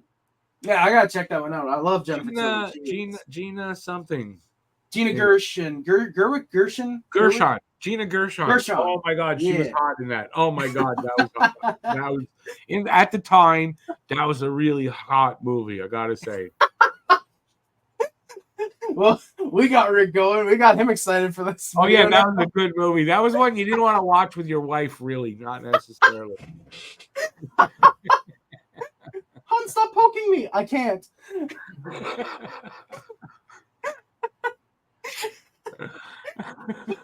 I think Matt's passed away. I'm not sure. Yeah, I mean, we're an hour, 16 minutes in. If there's anybody... I'm having fun. Never mind. This is probably the most fun episode we've done. All right, but Memento. Again, it's based on a book by his brother. The plot is that Leonard Shelby is a man who suffers from anterograde amnesia, which basically is short-term memory loss. He cannot remember anything from, I believe, within a day. He tries to figure out who murdered his wife, and in the process also had ended up giving him the amnesia that he has now. And he uses some pretty elaborate methods of tracking it. Like, for example, he'll give himself a tattoo of the information. I think he gets it on his thighs first and then his arms. He takes photographs of a lot of things to try and remember. It's a fantastic film. And I will say, this DVD is a very good one to get, despite the bland cover. I'm not going to pull it out because it's a bitch to put back in, but it's got, like, cards. It's got, like, notes on the film. It has both versions of the movie. I'm trying or something, or there's some. Is that it? I'm trying to remember if it's a spoiler, but fuck it, I don't care. Anybody who hasn't seen Memento, mute. I'll do this when it's good to watch again. That's something I want to do. It's got both the theatrical cut and the chronological cut, which puts everything in the proper order. That's what it is about it. It takes the movie and puts it in order so you can like actually like understand it, figure out what's going on. Yeah, you can really figure it out. So it's got both cuts of the film. It's a very, very good DVD despite the blank cover. I think it's actually on the Blu-ray re-release that I think it's on every Blu-ray since. I don't think it's on the theatrical DVD, but I know for sure it's on this DVD because I watched it. I started watching it like that. Then I was like, you know what? I like the theatrical better. But yeah, illegal movie sites everywhere. Yeah, you might be able to find it, maybe. All right, so yeah, ignoring that there's ponies in the movie now. I love doing that for people who might actually end up muting. Come back, what the fuck are you talking about? But yeah, so it has that on the DVD. It's a very good DVD to get, and it's also got a lot of special features. But my noted reasons to watch the film is it's a phenomenal film. It is revolutionary. Christopher Nolan, for his film debut, it was the second film he directed, the first mainstream movie he did. Nominated? Did he get nominated, or the film was? I think he won, actually. Best. Yeah, because he was a big movie that year. Yeah, it only won Best Original Screenplay and Film Editing, which completely it was nominated. It was nominated for a bunch of things, but I remember that. I didn't see it, but I remember a lot about it because of that. It was a huge movie when it came out. Yeah, it actually Academy Awards did not get nominated for Best Picture. Surprisingly, did not get that whatsoever. But other things. Yeah. Sorry, yeah, the AFI Awards got nominated. Sundance, it won the Waldo Salt Screenwriting Award. It got Best Screenplay at the Chicago Film Critics Association Awards. was nominated for Outstanding Director at the Directors Guild of America. Critically, it got nominated all over. It's the way the film is edited. To say is it's mind blowing. The way the film delivers its information to you is you might not want to watch it stoned. Yeah, no, you don't want to watch it stoned. You want to be as sober as you can get and as awake as you can be, because you need to pay attention to this film. You look away about it, You get distracted for 5 minutes and you're gonna be lost. You need to be able to pay attention to this movie. It makes you want to watch it 8 times in a row to completely understand what's going on, but it's in the best way possible because it's a fantastic film. The cast, Pierce Moss and Petaliano, are all incredible in this movie. You really root for Guy Pearce, which is something I can't say often about films that I've seen Guy Pearce in. It really makes you want to see him find the killer. And the way the film again reveals like what happened and who did it, whatever. It's incredible. It's a great movie. It's very satisfying because you do get a conclusion. I will say that you do get a conclusion to what happened and what's going on. It's a film that I've seen only twice, I believe, but it's incredible. It's a great film. I cannot recommend it enough. Despite again the bland DVD cover, I incredible film. Memento, cannot recommend it enough whatsoever. Matt's watching soccer, by the way, at the same time. I want to before we move on. You know, just in case they wonder, what is he doing?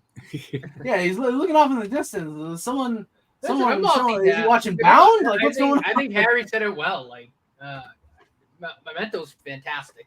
I mean, really, it's just an awesome film. Christopher Nolan just so many phenomenal films in his catalog. Much like a Stanley Kubrick. So, absolutely check it out. Yeah, I never saw it. I never saw it. I heard so much about it that year that it came out. So I know a little bit about it, but I never saw it, so I can't really comment. Yeah, I gotta recommend it to you, Rick. You gotta watch that. It is. Yeah, I know enough about it that I know it's a good movie. I often don't go back to those kind of movies and watch it. That's fair. It's weird if I don't watch a movie like in a year or two that it comes out. It's like it becomes like that's an old movie. It's weird. I'm so weird that way. I'm gonna admit it. It is. Yeah. That's why all my movies are so old. Okay, so this movie for me, number 2. We've talked about it, but it wasn't like we talked about it because of I think an actor in it. That's why we talked about it. So I felt I could put it here. I don't know. I just couldn't keep it out of here. So it's based on a book called One Gallant Rush by Peter Burchard, written in 1965. You guys are gonna get it. Starring, let's see. It was directed by Edward Zwick, starring, not necessarily starring as the main character here, Andre Braugher from Brooklyn Nine-Nine, who, quite frankly, I don't remember that he was in the movie, but he's listed. Carrie Elwes, you know who he is? Yeah, that's Dr. Gordon. Yeah, from Saw. Yeah, the dude from the Princess. He's been in other stuff too. I can't remember off the top of my head.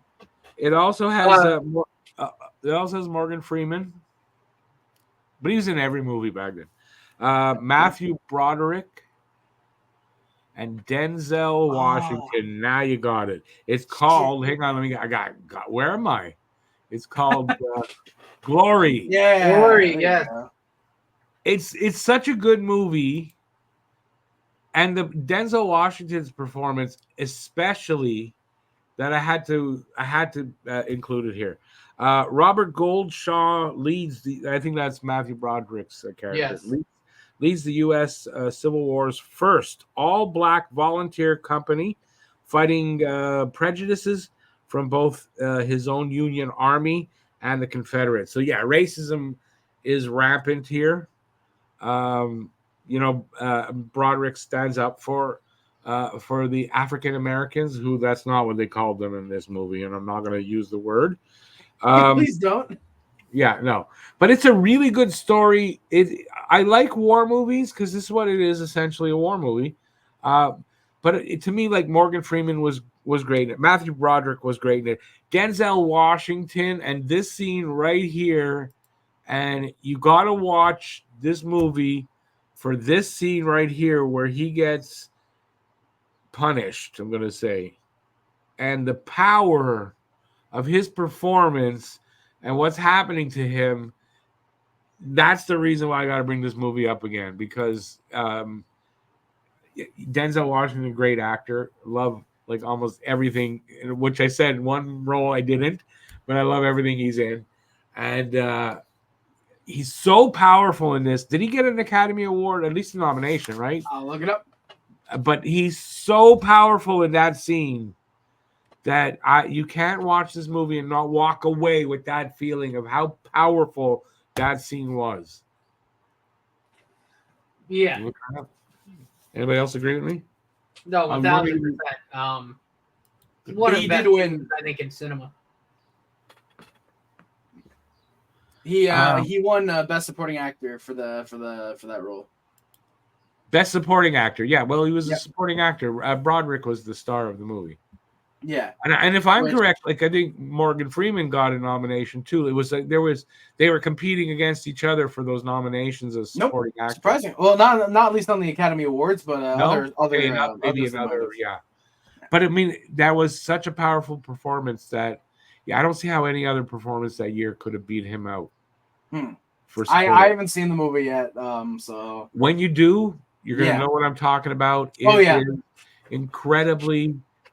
I don't know how else to put it, but to say powerful, because I saw this got to be 15 years ago, and it stayed with me, ever since.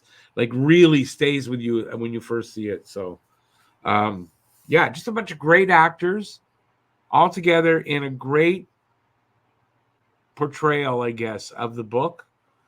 And just if you haven't seen it.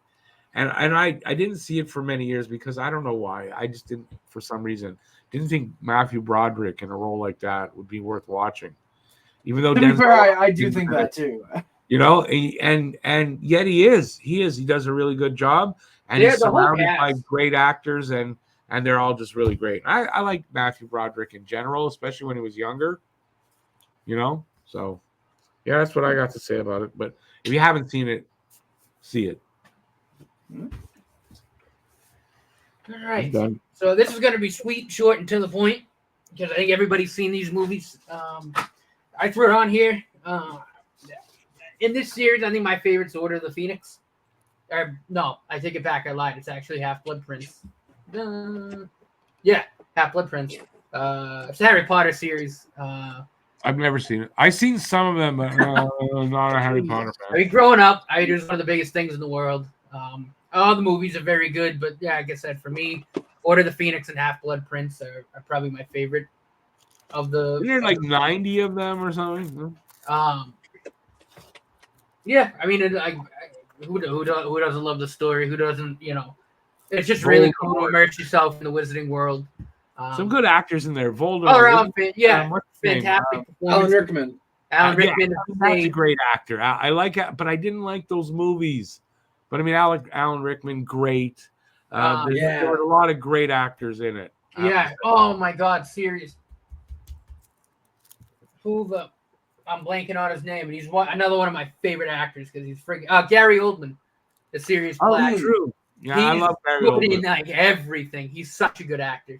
Gary Oldman. I'm watching a series of his from Britain right now. Great. Spy series. So good.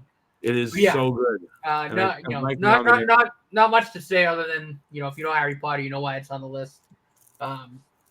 Just fantastic all around, great story. And again, it's one of those where when you read the books, you're like, man, I can't wait to see this on screen. Okay, did you read the books too? I've read them. Yeah.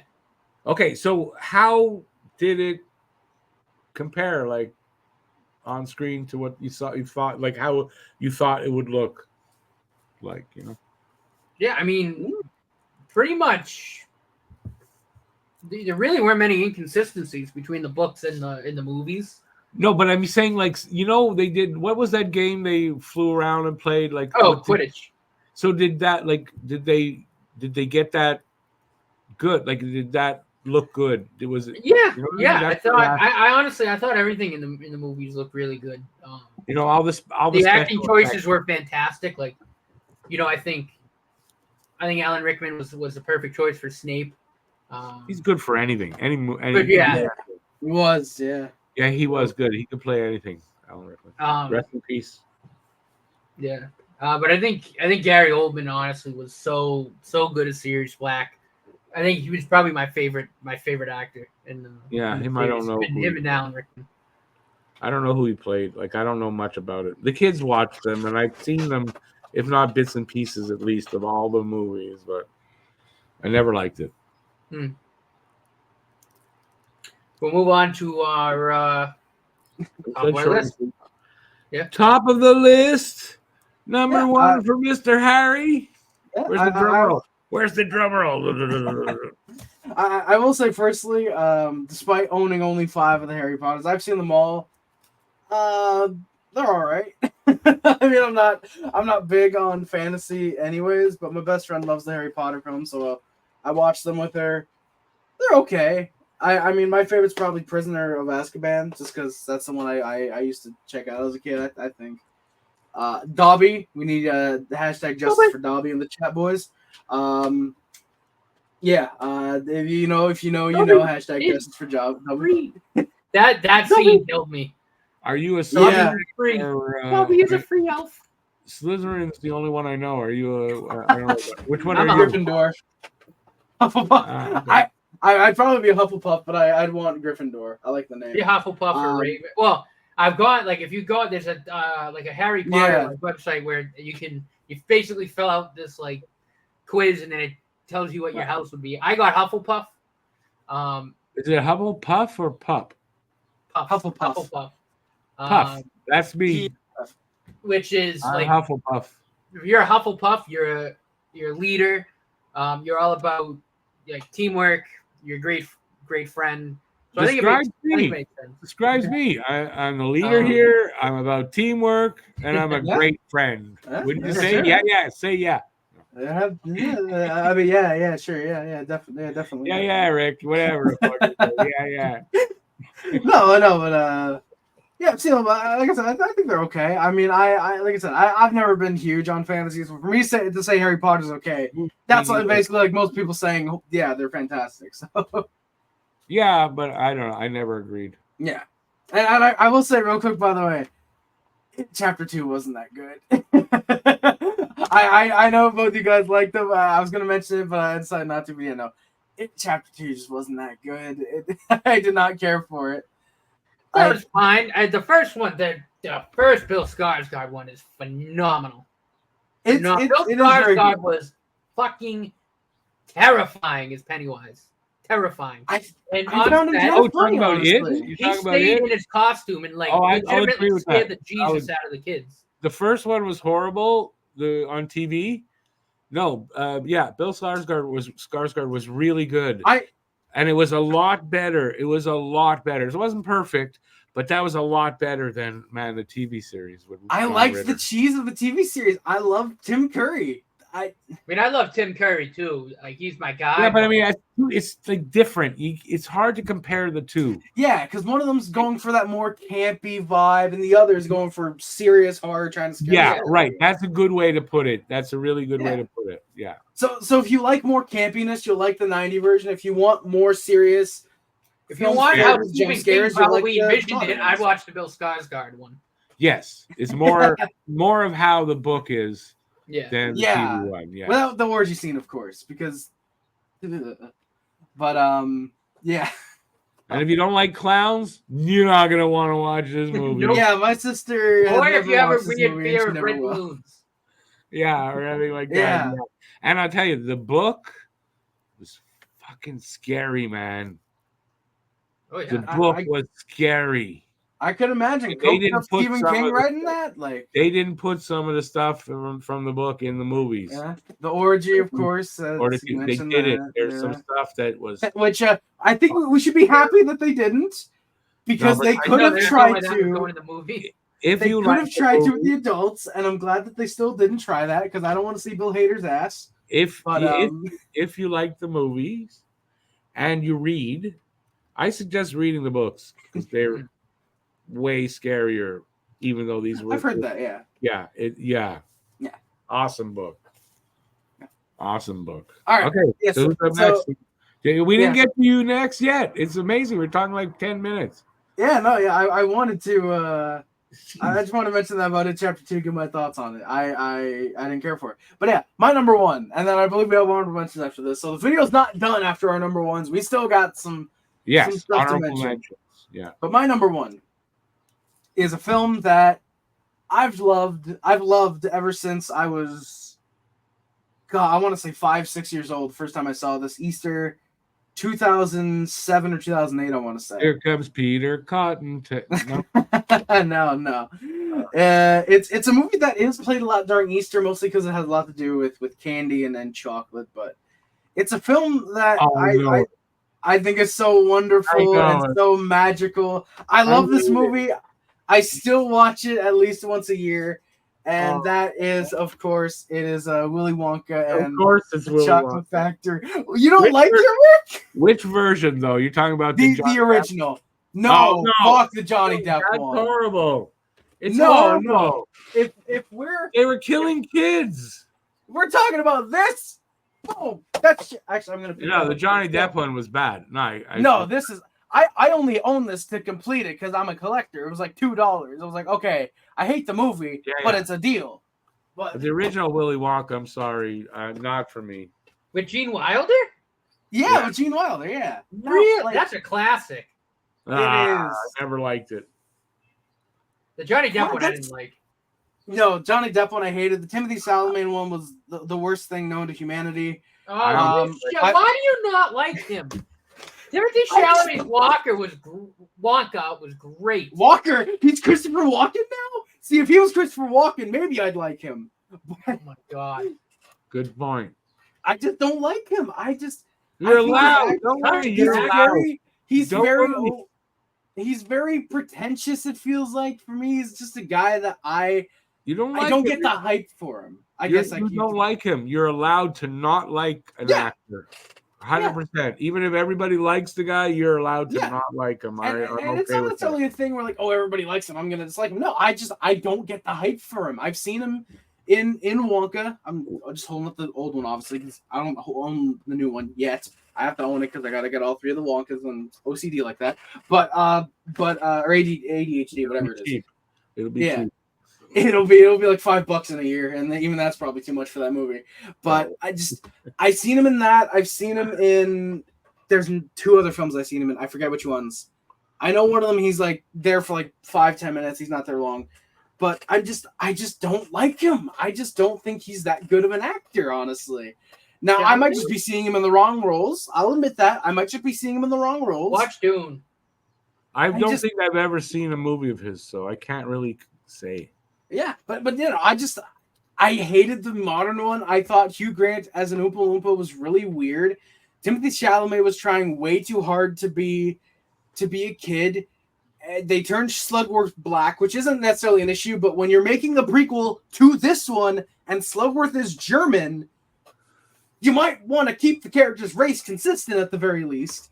But and then again, Timothy Chalamet just doesn't act like the Gene Wilder Wonka, which again, for a film that's a prequel to this one, supposed to be a prequel to this one, I'd expect you to at least try and act a little similar, or towards the end of the film, maybe develop that Wilder side, literally that Wilder side. Just I didn't like it at all. I went into it expecting to not like it, but wanting to enjoy it because it's a Willy Wonka movie. I want to like more Willy Wonka movies than I hate. Which is ironic because this is the only good one. I hate the 2 other ones, so that's kind of funny. But I love Willy Wonka. Which one? Only the 70. You like chocolate. Admit it. You just like fucking chocolate. I do. The chocolate in this movie, though. I will say if I was going off the chocolate, Charlie would be number 1 easy because the chocolate in that movie looked like chocolate. The chocolate river in this one looks like diarrhea. I'm kind of off. I'm off most of, so I can't. That would drive me crazy. That one now. Yeah. But yeah, the modern Wonka, I thought the songs in it felt uninspired. It felt like a corporate cash grab at Willy Wonka once again. Like okay, but you're sidetracked because that's not the movie you're talking about. The one I'm talking about is the good one from 1971, directed by Mel Brooks. Mel Brooks. Mel Brooks directed Willy Wonka. That would have been a great movie directed by Mel Brooks. You know what? I probably might have liked it a little more, actually. Yeah. But Mel Stewart directed this. He was surprisingly most known for documentaries. The most known he's done is 4 Days in November about the JFK shooting. This is, I think, the only actual movie he's done. He's a big documentary guy. Makes sense to me. Yeah, the film cast, of course, Gene Wilder's Willy Wonka. I'm going to butcher some of these names. I apologize. Peter Ostrom as Charlie Bucket. Julie Dawn Cole as Veruca Salt. Denise Nickerson as Violet Beauregard. Paris Therum as Mike TV. Michael Bullner as Augustus Gloob. And Jack Albertson as Grandpa and he was the man. I'm gonna walk out. I'm out of this video now. Chico and the man. Jack Albertson was the man. Yeah. And I don't know if there was another series. Great cast though. Great cast for Gene Wilder. None of the other kids I don't think really did that much, except maybe Denise Nickerson. I know Julie Dawn Cole did a couple things. I think.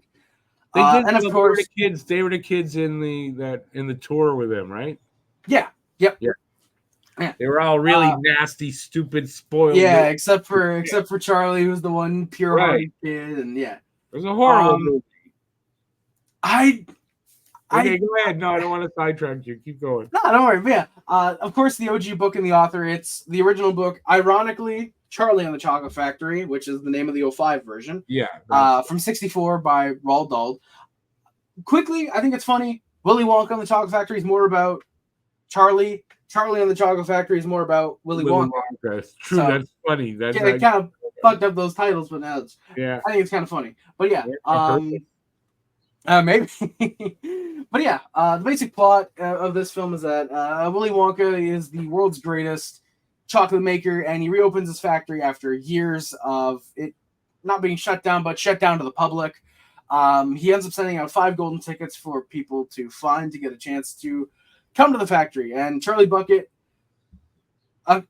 I wrote these notes at 6 a.m. I don't know why, but I put Charlie Bucket as a poor boy from a poor family. Spare him his life from this monstrosity. I don't know why I put that, but that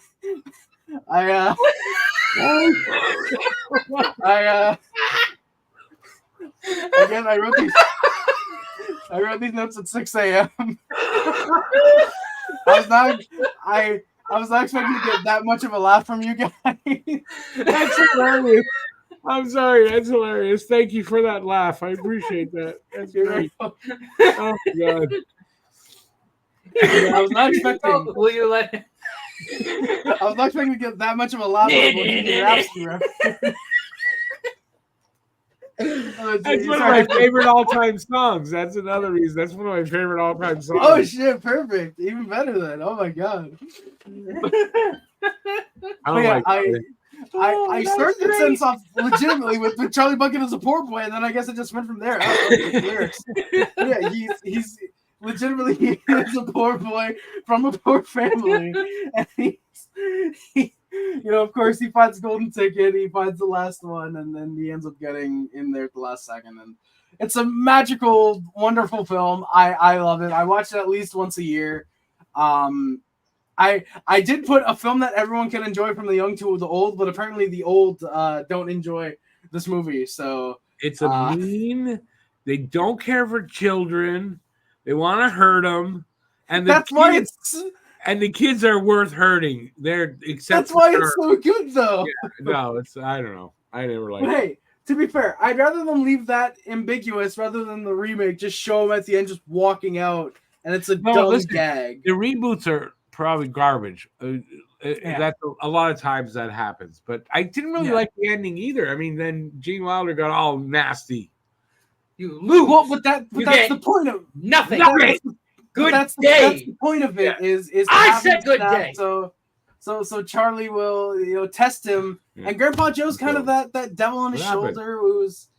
He's that devil on his shoulder where it's let's go give Slugworth the gobstopper or whatever, and he puts on the desk instead, and he passes the test. I think that's a great moment. And then, of course, the last line of the film. I don't care about spoilers because everybody's seen Willy Wonka. Everybody's seen it at this point. If somehow you haven't, fuck rock, are you living under? Yeah. But yeah, Willy Wonka. I'm trying to make this quick, but I love this movie. The last line of the film. Do you know what happened to the man who got everything he ever wanted? He lived happily ever after. Just wonderful from Gene Wilder. And I have to tell the story. Red Letter Media brought it up in their video. If you want like a 40-minute discussion of Willy Wonka, I highly recommend that video. It's a great movie from Red Letter Media, their review of Willy Wonka. But they mentioned this, and I thought it was a hilarious story. The original script had the movie ending in the elevator, Grandpa just yelling, "Yippee!" And they're on the set, and the director, he says, "I can't have my fucking movie end with Grandpa saying yippee. Call the writer." And I'm very much stealing the cadence from Mike of Red Letter Media, but it's great the way he tells the story. But they get the story on the phone, and he just spits that you know what happened to the man who got everything he ever wanted? He lived happily ever after. And they said, "All right, cut it, make it," and they did it as is. So one of the best lines from the film might not have even happened. So it's just an incredible film. I think it was shot on a budget of like $2 million, something incredibly low. Yeah, well, especially for back in no, but like still, like even then, like it should have been at least $6 million usually. 1970. But I don't know. Oh well, at least a couple extra, $3 to $4 million probably. But yeah, and they mentioned on the behind the scenes, not on this DVD because this is like the first one that came out, or maybe. But nowadays the film would cost at least $150 million. Probably. Yeah. Everything would be CGI. There'd be no actual set. It wouldn't look as colorful as it is, and you can see that with the Wonka remake that it's not good and it's not colorful and it's not Willy Wonka because it's Timothy Chalamet. I was gonna say something really bad. Or Timothy Chalamet's not a good actor, man. Yes, he is. Timothy, you think Don't Worry, Darling is a good movie? We'll have this discussion another time. This is a fight from before we started filming. This is. I'll get my boxing gloves right now and get in the ring. I don't give a fuck.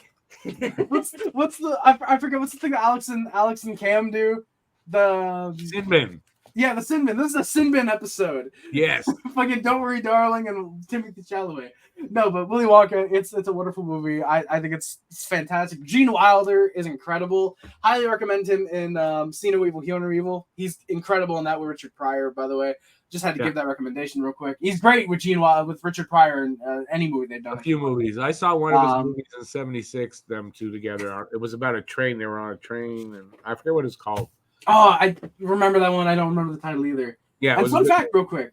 I believe it was Trading Places that was originally written for Gene Wilder and Richard Pryor. But Pryor, at that point, that's when he had burned himself and had that coke addiction. You're right. I think that sounds right. Yeah, and then, of course, who ended up getting the movie? I can grab the DVD because I actually own it. Dan Aykroyd and Eddie Murphy. And I haven't seen Trading Places yet, so I can't give my thoughts on it yet. Oh, I would say I can't really see anybody else other than those two doing that movie. Not really. I'll admit it probably would have worked still with those two because they can make reading the phone book funny, but and then you get Jamie Lee Curtis's tits. That helped a lot. Maybe I'll be watching Trading Places tonight instead of Speed. Actually, maybe. Oh yeah, but you get to see them, no doubt. Front and center. Front and center, and she was hot back then. Back then. Come on, Rick. You got a cougar thing. You can admit it. It's fine. She plays the mother on The Bear. Anybody watch The Bear? No. TV show? And she you look. Oh yeah, she does. And it's her, and I hate the mother is just hateable, but I love. I agree. I for a second I forgot, but she's only in the one episode. But yeah, she plays it really well though. She plays it very well. Yeah, third season she's in. No, she's in the third season. Oh, I haven't seen the third season yet. Yeah, okay. Is it out yet? Yeah. Been out for a few weeks. God damn, I gotta watch it then. I love The Bear. It's weird. Artistically kind of weird. It's weird. Let me know what you think when you watch it. Yeah, that's like for a show called The Bear, it's not what you'd expect it to be, but it's fantastic. Jeremy Allen White. Third season, it's weird. Oh. It's still good, but it's weird. Oh, yeah. Jeremy Allen White, by the way, for those watching, he deserves every starring role he's gotten. He's Lip so from Shameless. Lip from Shameless. Great. Oh, is he? I didn't know that. Fuck, I gotta watch Shameless. Oh, Shameless is great show. God, William H. Macy's in that too? Fuck, I gotta watch that. Jesus. Yeah, great show. Willy Wonka, enough talking about Jamie Lee Curtis's tits in a show where I think everybody gets naked. Yeah. We're getting naked? What are you talking about? You didn't No, I said a show. Shameless. Doesn't everybody get naked in Shameless or something? No, but not. Yeah, there's some good nudity in Shameless. Yes. Good nudity.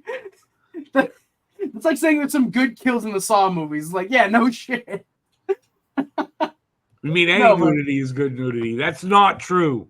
I was about to say Cannibal Holocaust is a very good counterpoint to that. And it's both for men and women. That's not true. That any Return of the Living Dead is another one where that's a good not example because we see a zombie's tits, and that's something I never expected to see, and something that I really wish I hadn't.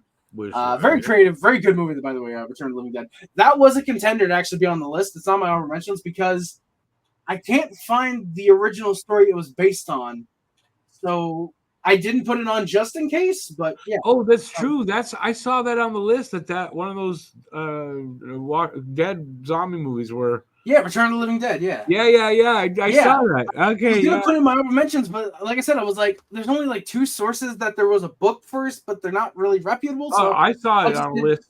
Wikipedia had it. Yeah, I saw it on Wikipedia too. Yeah. So I was like, it's on Wikipedia, but I can't find any like sources. Oh, I didn't go beyond that. I just decided not. That was the only one I looked up. Every other one, it was like, okay, there's a link to the book, so it's like, yeah. Willy Wonka. Enough blabbering about Willy Wonka. I'm actually not gonna throw this because this is a rare DVD. But yeah, Willy Wonka. It's a great movie. Rick, enough blabbering for me. What is your number one, my good sir? Well, first of all, I'm not recommending Willy Wonka, but this movie is from 1982. It is based on a book of the same name, written by John Irving. He wrote that in 1978. And I'll say this, the book was one of my favorite books to read as well. Great book. And the star of this movie is absolutely perfect for the role. It is starring John Lithgow, Glenn Close, Mary Beth Hurt, and one of our favorites, all 3 of us here, Robin Williams. In one of his first, if not first, starring roles, I think. I'm not sure when Good Morning Vietnam came out, but this was in 82. Good Morning Vietnam. It is called The World According to Garp. Now you see on this thing, you see the airplane? That's this scene right here. Interesting about this scene is this film was filmed in my hometown where I was born. My cousins still lived there at the time that this was filmed. They're driving home from somewhere, and they see an airplane in a from a little distance in a house. And they're wondering, what the hell? And they drive up, and there's the set of the movie. They got to meet Robin Williams, and they have a picture of him, them together with him, and it's a really cool story. And it's a great movie. It's not often that you got a great book and then you get a great movie. And mostly it's because great actors. Robin Williams, he's always great. And he's so perfect in the role. I can't even remember the goddamn name of the character, Garp, but the whole name of him. But he's so perfect as Garp from the book. It's crazy. It's about a struggling young writer finds his life and work dominated by his unfaithful wife, and that storyline in the book is a little more interesting, but they do it pretty good. You get the feeling and the emotion of that scene of her, one of the scenes of her being unfaithful. And his radical feminist mother, that's Glenn Close. The wife is Mary Beth Hurt, whose best-selling manifesto turns her into a cultural icon. So she's one of these man-hating, non-sexual beings. And so she gets this cult following of women who are a little bit wrong upstairs, hate men, and follow her like she's a god. And the only man they accept is Robin Williams' character because he's their son. And this guy, who I love as an actor, his whole career, this was the first time I ever saw him. And this is John Lithgow as a transsexual ex-football player. Becomes a good friend of Garp and is hilarious. And like a right hand, I want to say man, but it's supposed to be a woman, of Garp's mother. And it's just hilarious, and hilarity ensues. So it's funny, it's heartbreaking, it is emotional, it is traumatically emotional sometimes, and it is just so well written in the book. And they did a really, really good job in the movie to catch some of the really important parts of the book and not leave them out. That, yeah, such a good movie. Had to be number one here, especially when I'm excluding, like you see The Godfather there, that could have been on the list, but I've talked about it, and a couple other movies, right? But this is legitimately a number one movie for me because I absolutely loved the book. And then, like I said, Robin Williams did such a good job with it, and the director, who did I say? Directed by George Roy Hill, listed as a comedy drama. Any of you guys see this at all? No, but I definitely will soon. Yeah, I mean, if you love Robin Williams, and we all do, I mean, we all love Robin Williams. This is a really, and it's one of, if not his first, this is his second. Popeye was first. Oh, Popeye was before this? Yeah, 1980. According to Garp was, I believe, 1982, actually, yeah. His second and his first, like, try at being at drama as well, because it's comedy and drama. He is just so perfect as Garp. Who's an oddball? I mean, the character of Garp is an oddball kind of guy because his mom is kind of how he was born. This is I'll give that from the book. His mother was an army nurse, so she was, there was a triaging, and then people can't be saved. One of them was a guy that had a heart-on until he died, basically. So before he died, to kind of honor him, because she never had sex, and she had sex with it. Because I say it because the guy was basically brain dead, but had this heart on, and that's how Garp became was brought into the world. So it's really hilarious all the way around, and I can't say enough about it. And in time, because of time constraints, we'll let Matt, you're next, babe. Yeah, so I almost called you Babe. I almost said Matt, Babe, because I'm thinking about my dog at the same time because she's on my leg, and I almost called you that, and I apologize. and tell Alicia there's nothing there. Don't worry about it, okay? I hope not. Jesus. So for me, I love number this. one on my list was pretty easy once we kind of established we were going to do this topic. This was kind of the first movie series that my dad introduced me to. This was his favorite. Growing up, I've never read the books. Growing up, wait a second. So this is an older movie. This is old. Well, okay, good, interesting. This franchise spans about 60 years. It's 007, James Bond. Oh, I just wanted to think in my head, James Bond. When you said 60 years, it's got to be James Bond. Yeah, growing up, I watched all the movies with him. Probably starting when I was, I don't know, maybe 11 or maybe 10. Like, what was the first one for you guys? The first one that I watched with them, I believe, if I remember correctly, was Live and Let Die. Okay, my first one was Diamonds Are Forever. Another, I mean, they're all the Sean Connery ones, all the Roger Moore ones are fantastic. Yes. Timothy Dalton, like, aside from License to Kill, I didn't like him. No. Daniel Craig ones are okay. There's a few that are very, very good. Some are kind of meh. You know what I heard? Cillian Murphy may be the next guy. I've seen that. Yeah, I think that'd be good. I would like that. But don't know if he's a confident enough guy to work in that role, but I think he could be all right. I think he could do it. Yeah, I absolutely think he could too. But I think who doesn't love a good kind of super spy kind of thriller mystery kind of a movie? So a lot of action, a lot of women. Action. I think that was a big attraction, right? There wasn't a lot of downtime. It was a lot of action stuff happened all through the movie. A lot of and different things, right? There's hand-to-hand combat, gun battles. There's always depending on the James Bond, the big whatever the hell like. It depended on who was going to harness what's a Goldfinger? There's a movie. I think Goldfinger was going to harness the power of the sun or something. I think you're right, Goldfinger. Obviously, the man with the golden gun. That's probably my second favorite. I saw that in the theater. I saw Moonraker. Moonraker's pretty good. It's interesting. My parents. The Pierce Brosnan ones are all right, but again, if you want to watch really, really good ones that I think you can still enjoy today, any of the Connerys, any of the Roger Moores, they're all. But two different James Bonds. That's two different James Bonds. Right, but I think both actors were fantastic. Both Roger Moore, and I love both guys. And this is no disrespect to the legend that is Sean Connery.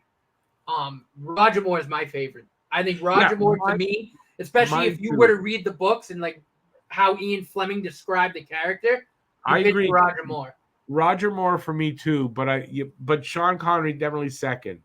Oh, without a doubt. But Roger Moore for me. But I mean, two different. Sean Connery was more manly and action, and Roger Moore was more lover, but action but more like that. They're big on the romantic lover boy guy. Yeah, I mean, you watch these films, you're gonna get action, you're gonna get suspense, you're gonna get beautiful women, just everything. Comedy, Roger Moore. A lot of comedy, yeah, absolutely. Bumbling villains because they always somehow find a way to. They always leave that they don't finalize killing him. They could, but they always walk away. Well, to be fair, that's every action movie in existence. So, what's that?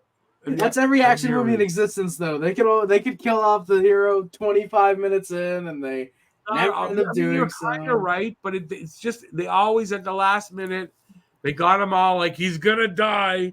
It's good enough. We're sure he's gonna die. Let's leave, and he gets out of it. Yeah, I think. The machine will finish the job. The Man with the Golden Gun is probably my favorite ending. That battle, especially with the mirrors. Oh.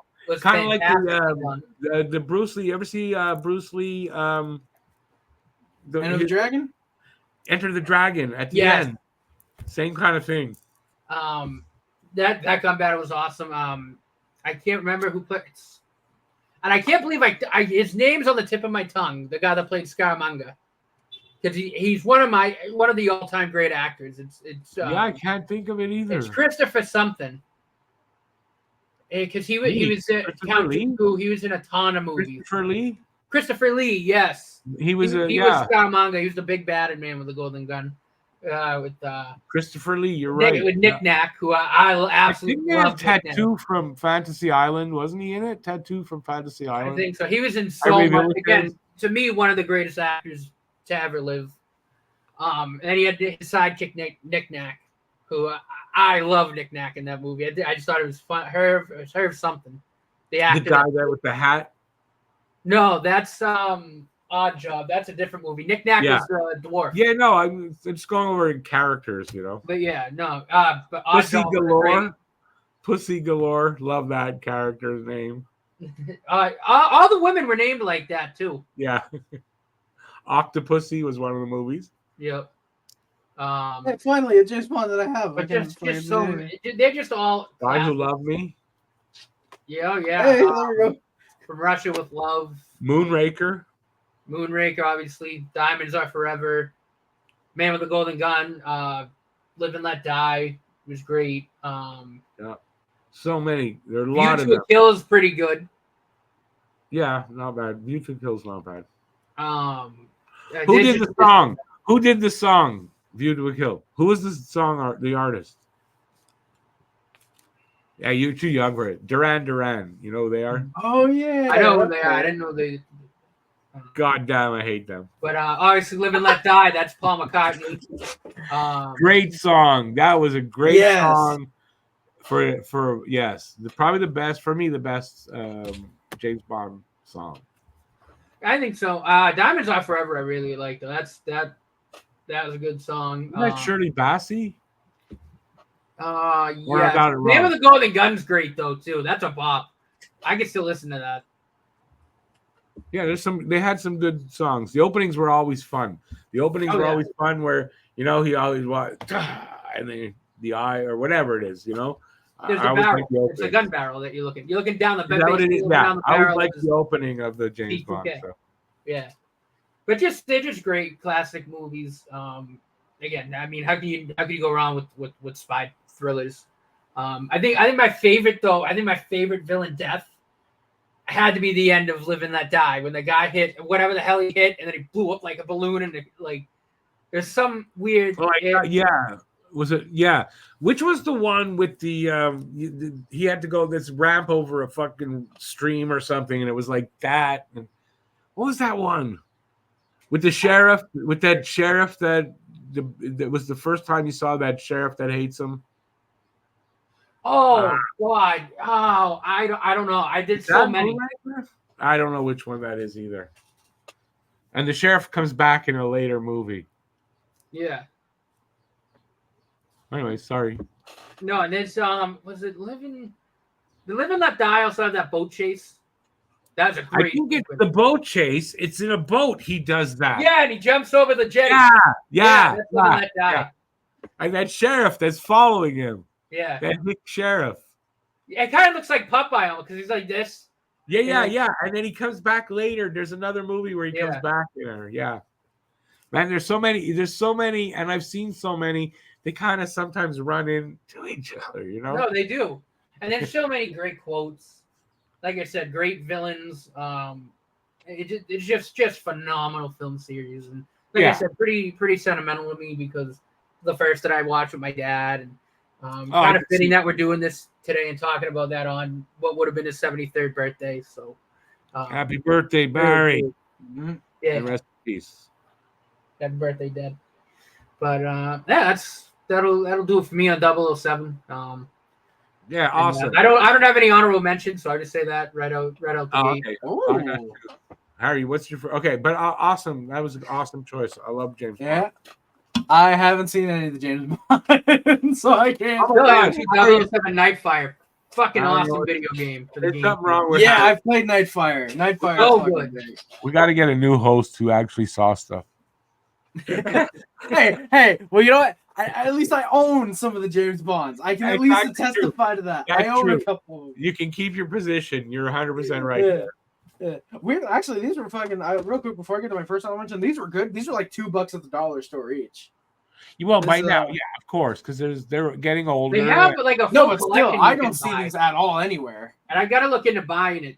Well, good price. They have like a full collection of all the movies that you can buy. There's a lot of them though. There's a lot. Yeah, I know they had the big box set, but when Casino Royale came out, they put like all the films. They were in like slim cases. Could be. I know they had all those together. They probably got a new collection out now though, which I'd look into buying that because I don't want to have 50 something of just the big cases. No, you should get a box. You should get a box. Yeah. I'm going to eventually because I want to put it on display because again, it's just I just love it so much. Yeah, I get that. For me, I would do that when I was younger, 100%. I love that. Hearing Rick and Matt mark out over 007 for a couple minutes, that was fun. I think it's fun that personally that you younger guys, you haven't seen everything, but you know something about it or you've seen it. I think that's pretty cool that we could actually talk about some of my old stuff.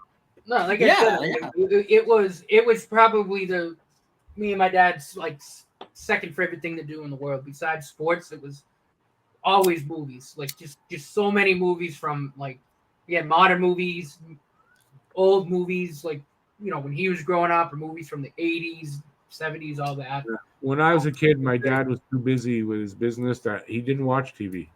so he couldn't talk to him about it. He didn't go to the, but he took me to a couple of movies. We used to do that. He did something with each of us, so still not that memorable. All right, let's not have my heartbreaking story. Oh no, I'm just joking. Let's get to our honorable mentions there. Yeah. All right. So my first honorable mention is a movie that I unfortunately don't own. I've come this close to buying it like 4 different times, and I never have. It's a movie where technically it's based on 2 short stories, but it's only 2 segments of it. My first honorable mention is Creepshow from 1982. This is the horror anthology series. The director is George A. Romero, who of course did the of the Dead film series, Yeah. Dawn of the Dead, Day of the Dead, Land of the Dead, Diary of the Dead, and Survival of the Dead. And I believe was trying to work on one more before he passed away. I think you're right. I think he was like just starting to discuss it. And I'm going to go into slightly more detail with this one. The film writer is Stephen King, and the effects, of course, The Shining, 1408. I didn't realize we'd be talking this much about Stephen King, so I didn't need to put his credentials. And the film effects were done by the legendary Tom Savini. You might know him for his effects on Dawn and Day of the Dead. He's actually in Dawn of the Dead. He plays one of the motorcycle bikers. He's in a lot of his movies that he does. He has a role. He usually has a cameo in there somewhere. At least the cameo. Friday the 13th, 1 and 4 he did, and the 87, I believe, Maniac. Those are some of the films he's done effects for. Again, like I said, he's in a lot of stuff. He's done a lot of stuff, yeah. Yeah, fantastic. Really nice guy as well, apparently. He's a very, very, very, very down to earth. Loves to talk with fans, and you can tell he's a big horror dude as well. He's a big horror nerd, yeah. Oh, yeah. You gotta love a guy like Tom Savini.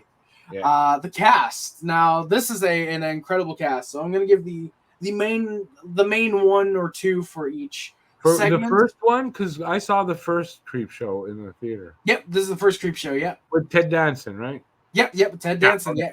So this one's Carrie Nye as Sylvia Granum, Ed Harris as Hank Blaine, Stephen King as Jordy Viller. Well, I don't know how the hell to pronounce his last name. We'll get to that eventually.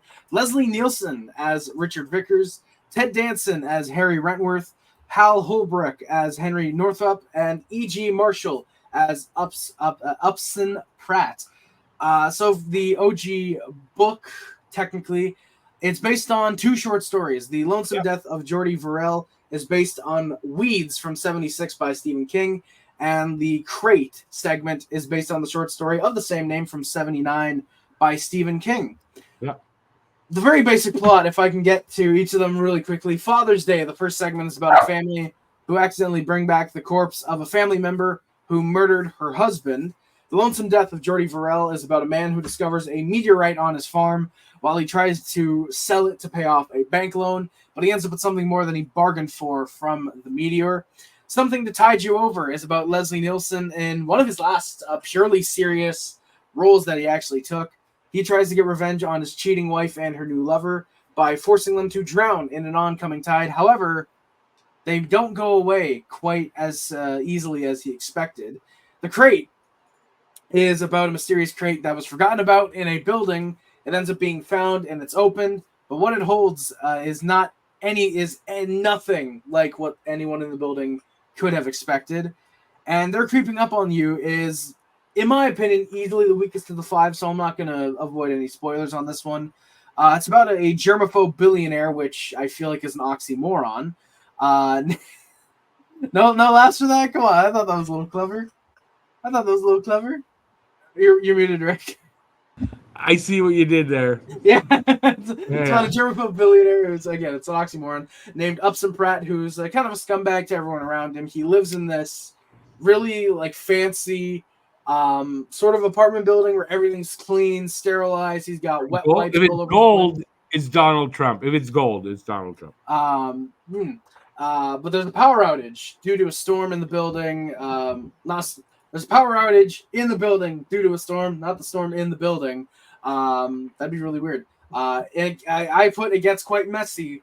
This is the one I'll spoil. He gets eaten alive by cockroaches. It's really just the weakest. Oh yeah, it's the weakest of the 5 in my opinion. I understand why it's here. You kind of get all sorts of different horror with each story. So this one's more of the gross out, claustrophobic type of horror. So I kind of get that. Well, it's kind of gross when the cockroaches all come out of him. Yeah, it is, and they burst out of him at the end as well. And kind of gross. It's some cool visuals, but it's just not. It's not up to caliber with the other ones. Yeah, I think you're right on that. Yeah, it's the weakest. My personal favorite, I will say, probably Something to Tide You Over. Leslie Nielsen and Ted Danson are great in that story. Yes, that's the one for me too. That's the one for me. Yeah, I love that one. Lonesome Death of Jordy Verrill is just. It feels like a mind fuck when you watch it, because Stephen King acts like Jerry Lee Lewis in it. Like, he's so goofy and over the top. You don't think that's Stephen King, and it is. Like, the master of horror is playing this goofy character. Yeah. It just works. I love Stephen King in the role, actually. He could have been an actor. He could have been an actor. Right. I remember that feeling after seeing that. I don't really remember it that well, but yeah. Yeah, like, he's I like Stephen King in this. And, of course, as the film's writer, fantastic as well. Who would have thought? A writer can write well. Who would have thought? No, but he liked to be disguised and take small roles in his movies at that. Yeah, you always have a little cameo. Maximum Overdrive, my personal favorite. He's the bank teller at the beginning when the machines are starting to take over. Honey, this machine just called me an asshole. Love that. Yeah. I love that. But my noted reasons to like it. It's a very fun horror anthology film.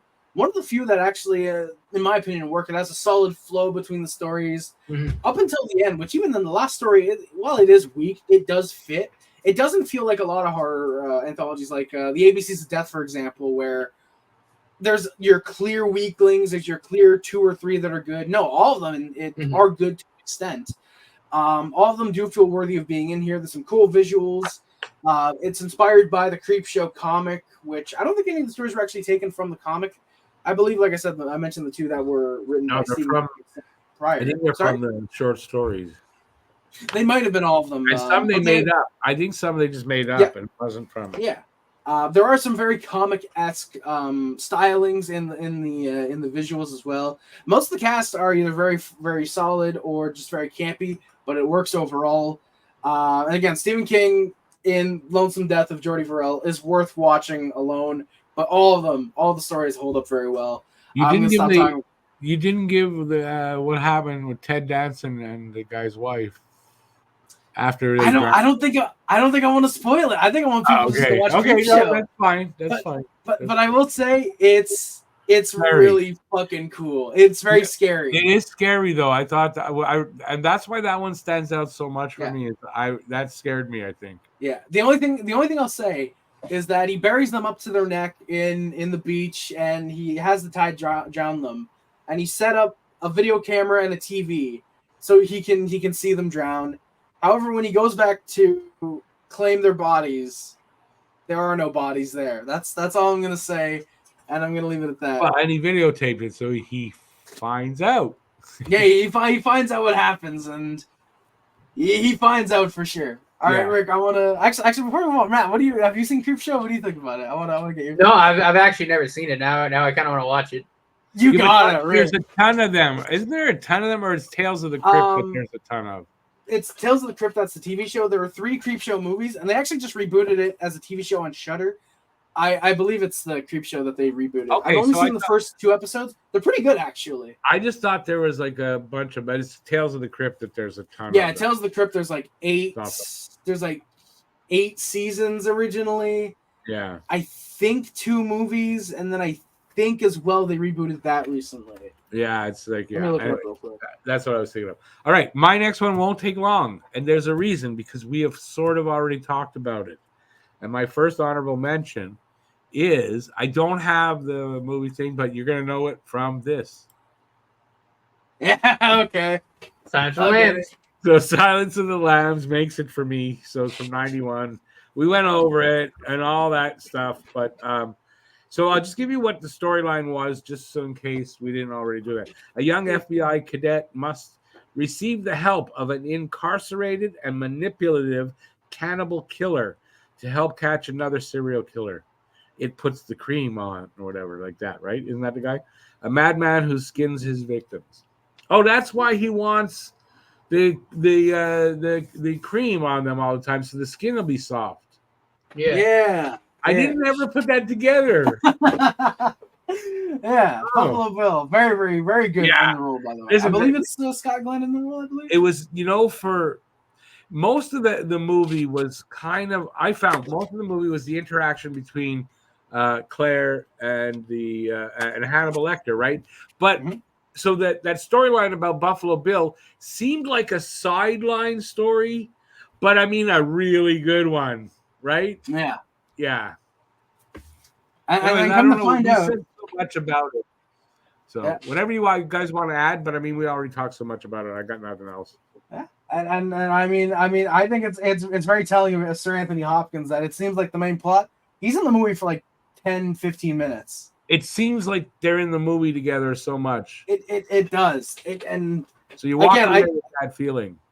Yeah, I believe he won Best Actor as well, or Best Supporting Actor. I forget which one it was. Supporting. He did win Supporting. Yeah, that's understandable. I believe so, or she did. I don't know. One of them. She won Best Actress. Hopkins won Best Actor. Right. The movie won Picture, and I think there's one other Oscar that it won. Screenplay, I think. I think you might be I'm very surprised they don't mention it here. Oh, Best Director. Oh. It does say it. Oh, what's director? Yeah. It is a great movie. It's it's I don't know what to say. I prefer Red Dragon. The Silence of the Lambs is still very good. You've got this one because you're the Silence of the Lambs expert here. No, I for me. Quo, Harry. For me, it sounds okay. So that's it. I don't want to. We talked so much about this. I don't want to. Yeah. Holy crap. Yeah. So, what's your number 2 honorable mention? Yeah, my second honorable mention is an action movie. Surprisingly, an action people read. It's an action movie based on the book of the same name from '72 by David Morrell. The director. Oh, I like him as a writer. I've read a lot of David Morrell. Yeah, we'll see. We'll see if you've read this one. Then I'll be excited to hear. The film director, who I'm going to say before I reveal the film, because I think it's kind of funny. Ted Kotcheff. The only other real notable film he directed was Weekend at Bernie's. Oh God, that's funny. So that movie's so funny. It's so bad, but it's so funny. This film is from '82. I feel like Rick's slowly starting to catch on now, but I'm gonna straight out reveal it. We're talking First Blood. I considered it. Did you? Oh wow! Yeah, I can see because it was a good. I liked Rambo, the first one. Yeah. This one was before it went into straight pure action. This one, it's like a film. Yeah, he's got a good monologue. At the end. Yeah, that was one of my reasons to watch was the monologue about PTSD. It's like I'll say this, it's very rare you see an action star break down and cry in a movie, and Stallone has the fucking acting chops. He pulls it off. He's fantastic in this movie. It's very much not your typical action movie either. There is a little bit of it in there, but it's very much about the strategic ability of John Rambo. It's very much about the action. I mean, no, but it's an action movie. Yeah, it's about him, the back and forth with him and the how he takes abusive sheriff. All of them, like one at a time. Yeah. He's a very slow, methodical kind of guy, but he's not. He's doing it for himself because he's a guy. You need somebody killed like in a war, right? You just drop him somewhere, and he does it, and that like he can do everything and survive. Yeah. He's a survival king. Yeah, and the basic plot: he's a Vietnam veteran. He returns to an area. He's looking for an old friend, and ends up in another town that's run by an abusive sheriff. Ryan Dennehy. Yeah. Who ends up arresting him, not liking him at first sight, and then does not like him, telling them to leave. Yeah, and then they arrest him. He does, and he comes back. He gets arrested. Right, arrested for coming back. He gets abused in jail, which is weird to say for a guy like John Rambo. But he gets tortured, not like he gets tortured. He gets tied up, and he's beaten, and he sets him off. He escapes, and he goes against the police force basically. Because they hunt him down. So they hunt him down, and he ends up having to defend himself. He has to survive. Yeah. They want to kill him. Well, he's an expert at doing that back. So, yeah. And it's a great movie. Was what I was expecting from an action movie. It ended up being better than most of the action films that I've seen. Yeah, it was good. And I will say this is a great DVD, by the way. It's got a widescreen and full screen version of the film, so either or works. It's got a documentary about the making of the film. It's got the trailer. It's got a commentary with the book writer David Morrell. It's a great DVD. It's not a lot of special features, but I didn't know he did that. I didn't know that it was one of his. Yeah. Can I also say this? I think all the movies after that is he started to be the guy that there's 100 people shooting at him, and he they're all miss, and he never gets hit.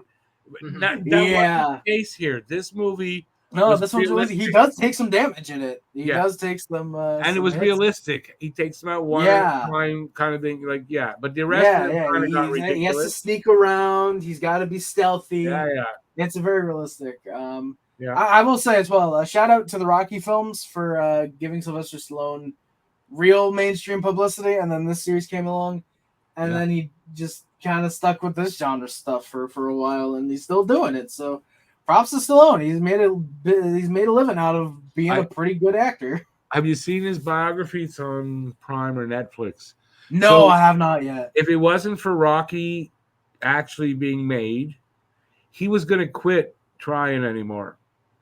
Really? But there was something there, and he came up with it, and he pushed with it. But otherwise, he was kind of done. Trying I did not know to be that. an actor and everything. So I saw it's a really good biography of him. Sure, I'll have to check that out. Yeah, so First Blood, my second honorable mention. Pretty good movie, and check it out if you haven't yet. I say that about all my movies, but yeah, check it out. It's a pretty good action film. Check it out, man. All right, so my next one is a movie from 1987. It is based on a book by the same name written by William Goldman in 1973. I've read a few William Goldman books. I didn't read this one, but I read a few of his books. Good writer. I like him. Starring Cary Elwes. Wait a second. I'm going to go about this right. Wallace Shawn. Hang on. Robin Wright. I'm going to give away right here. Andre the Giant. Woo! Billy Crystal. And Mandy Patinkin as this guy. Princess everybody Bride. knows this guy. Woo! Right? You killed my father. I don't do his whole thing very well, but that's Cary Elwes. So, but it's called The Princess Bride. Woo! And I think that's from the book. The other thing, I had the movie, it wouldn't download. So it's whatever, wrong, whatever. So The Princess Bride, a really funny movie. Yeah, like a really fun. This was who's the director? Let me get it here. Rob Reiner. Rob Reiner was a really good director. I mean, Spinal Tap. Spinal Tap. I mean, Spinal Tap. There's so many back in those days. When Harry Met Sally was a good movie at the time. Everybody knows that one where she has an orgasm in the deli that they're eating at. I want one of those. Do you know that woman, the old woman, that was Rob Reiner's mother? Was that actually? Yeah, that's awesome. Yeah, that's awesome. Yeah, a little thing there. Princess Bride. I imagine everybody knows about it. Okay, here's the story. A bedridden boy's grandfather reads him a story of a farm boy turned pirate who encounters numerous obstacles, enemies, and allies in his quest to be reunited with his true love. And so it's a fantasy kind of Cinderella-ish kind of story, I guess, right? But super funny. The characters are all great. Here is Andre the Giant, Wallace Shawn, and what is his name? Montoya? Aldo Montoya, I believe. Yeah, I can't remember, but he said it how many times with his sword. Inigo Montoya. Yeah, that's it. And trying to find the person who killed his father. Yeah. Just so many great characters, so well directed, so well acted. I guess the writing as well, of course. Just a great movie. When it came out, it was super big. That was a super big movie. Yeah, and at the time too, I think a lot of it too, like you have to consider that it's because of Andre the Giant, because at that time he was still a megastar. Andre the Giant, that movie was no. Well, there were some big names in there at the time. Well, no, there are, but I'm just too. At that time, Andre the Giant was also a huge star, so he was, and he was really good. You pulled in a lot of wrestling people. Wrestling. That's true. No, that's true. The wrestling, but he was good at it. He was, he played. He was actually fun fact. So they were all good. It was just a really good movie. It's comedy, obviously, and I don't know. I don't think I have anything else to say. Well, when they were filming that movie, it was sort of near the end of his career. They get hit. So because of his gigantism, his knee and back pain was so bad. He legitimately couldn't walk. Yeah. A lot of people don't know this, but like the last year he was wrestling and when he was filming that movie, he actually wore a giant custom brace so he could stand up. Otherwise, he wouldn't have been able to stand up. Wow. So he had it on under his wrestling singlet, and he had it on under his costume when they were making the movie. Otherwise, he wouldn't have been able to be in it. I knew a little bit about that. That's how bad it had gotten. For young Sheldon fans, Wallace Shawn is his professor there, and the guy dates his grandma, his Meemaw. Yeah. If we're talking about young Sheldon, I'm going to take this moment to quickly shout out McKenna Grace, fantastic actor. I think she played her name's Paige Swanson on the show. She's only on a handful of episodes. His rival, love McKenna Grace. His rival at the smarter than him. Yeah. Love McKenna Grace. She's Rick, fantastic. Just weeks ago, but I was finally able to watch the episode when George dies, and you're absolutely right. As soon as the episode starts, Not for me then. I thought something weird was going on. I really did, but something about it, the weirdness about it, it was like when he was leaving, and she again said 4:00. I said, "Oh, he's dying." Yeah, and then the next episode, the funeral, broke me. Oh God, I cried so. I have to admit, cried a lot. I cried a lot. I love that show. I've watched. It's a great show. I've watched the first 6 seasons. I watched at least 6 or 7 times over the series. I would binge that shit because it's quick and easy, and I love the characters, and I love Big Bang Theory. This is better than Big Bang Theory because it's very different. Mm-hmm. Even though it's Sheldon, but it's very different in tone and it's just very different. It has some of the same biting humor, but it's very different. So yeah. Okay, stop barking. Good. All right, so I shot my load, as they say. And all this started with me mentioning McKenna Grace, which is. I just realized that that's probably not. We just found out where Harry. Yeah. I mean, she's 18 now, so I can say that now. You can say that. Yeah. No, but yeah, Princess Bride. I don't even. Oh yeah, because Wallace Shawn. We mentioned that. Okay, I know. Yeah, Wallace Shawn is so funny.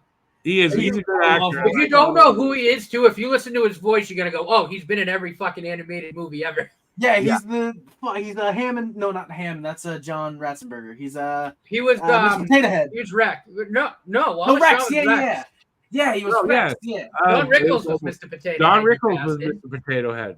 Yeah, Don Rickles. Yeah, I keep getting those two confused for some reason. But yeah, Wallace Shawn was Rex. Yeah. Anyone who doesn't know will know. Oh yeah. Right. He was Rex. You're right. He was Rex. Yeah. So Wallace Shawn's hilarious. Billy Crystal. Yeah. Billy Crystal and his little cameo is the little.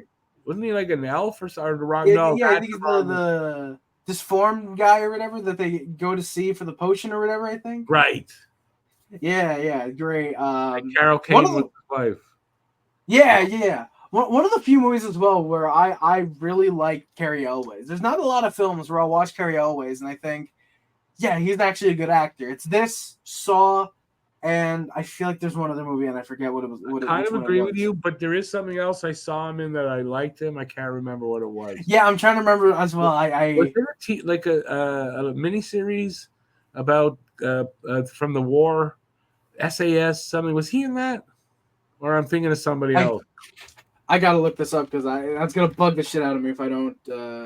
Oh, Robin Hood Men in Tights. That's the one he's doing. Oh, Robin Hood Men in Tights. That's what I was thinking of.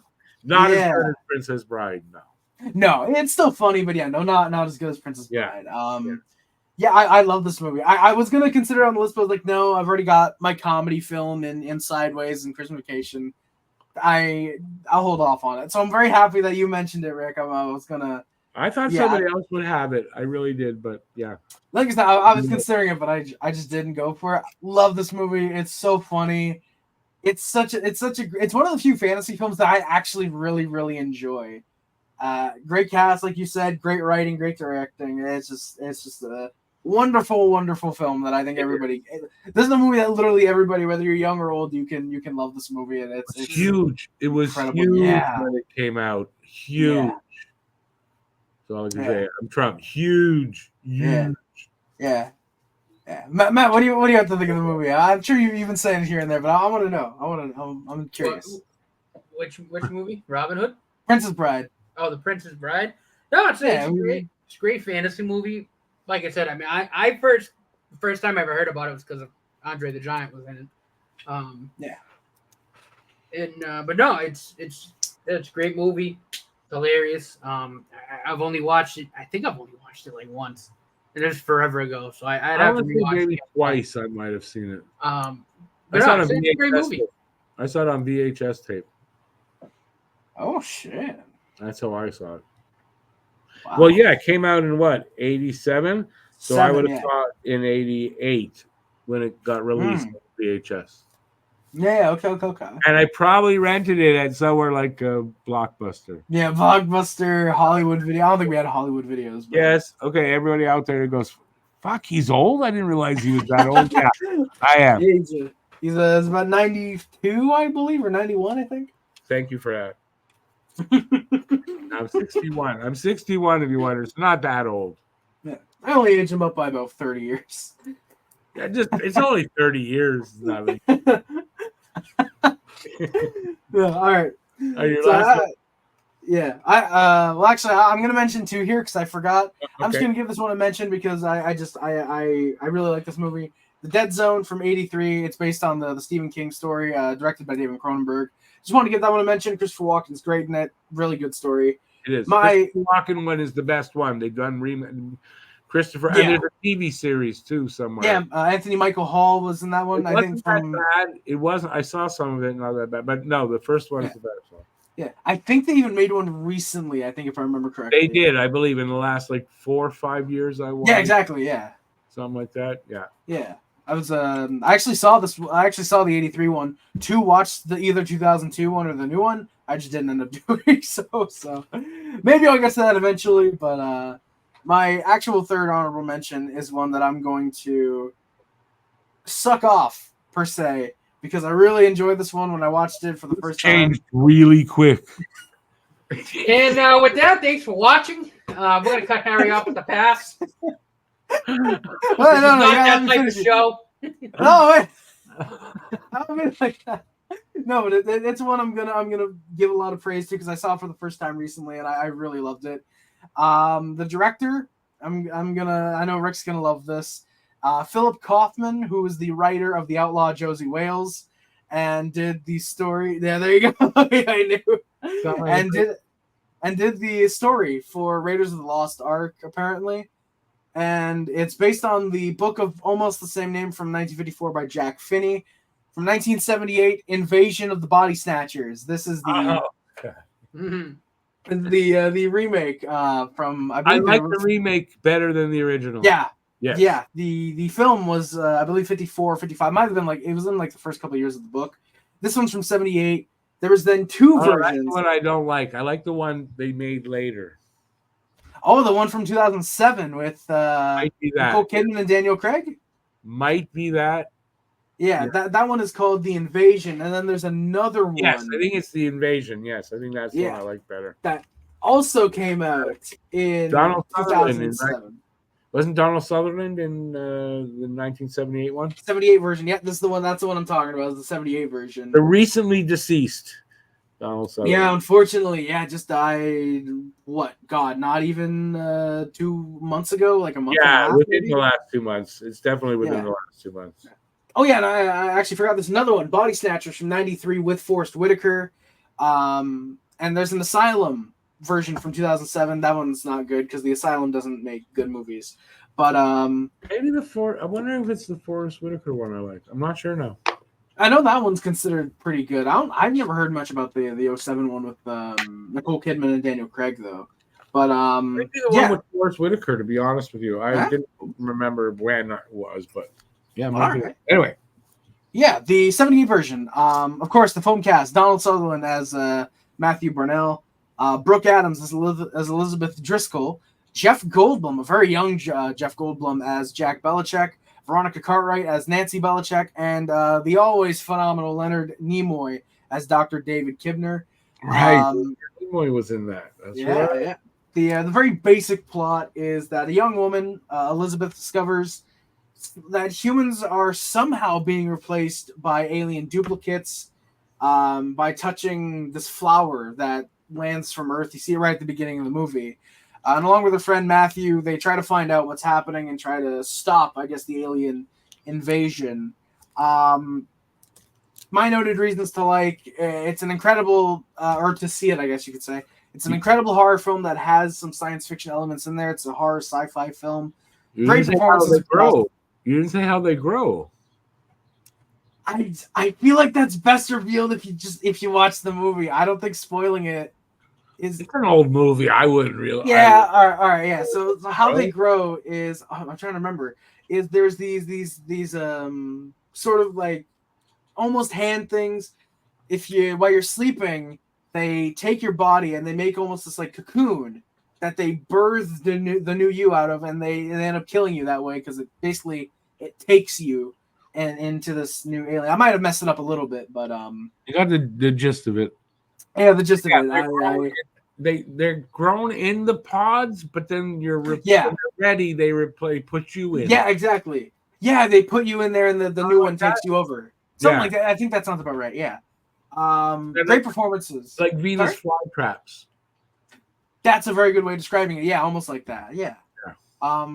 Great performances across the board.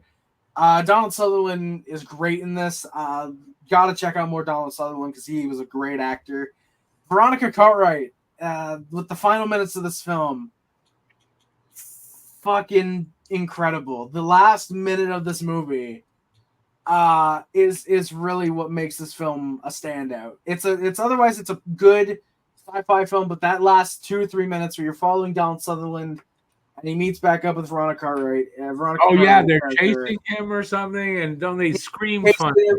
Veronica, they scream to let other people know that there's a human in the area. Whatever. Yeah, and then weird sound that comes out. Yeah, and we catch back up with Donald Sutherland because he's acting. He acts like the. They have a really good idea that a lot of zombie movies kind of, I believe, take inspiration from this. Just act like the robots, just be emotionless, just walk like them. And of course, it doesn't necessarily end up going to plan because of this really fucking weird dog that has a human head. That admittedly kind of comes out of nowhere, but yeah, it quickly goes out of. But Donald Sutherland acts like one of them, and he sees Veronica Cartwright, and it's a great ending. I might as well spoil it because, like you said, Rick, it's an old movie. Many people have probably seen it. If you haven't seen it yet, pause the video, go watch it, or stop the video here, go watch it, and then come back to this.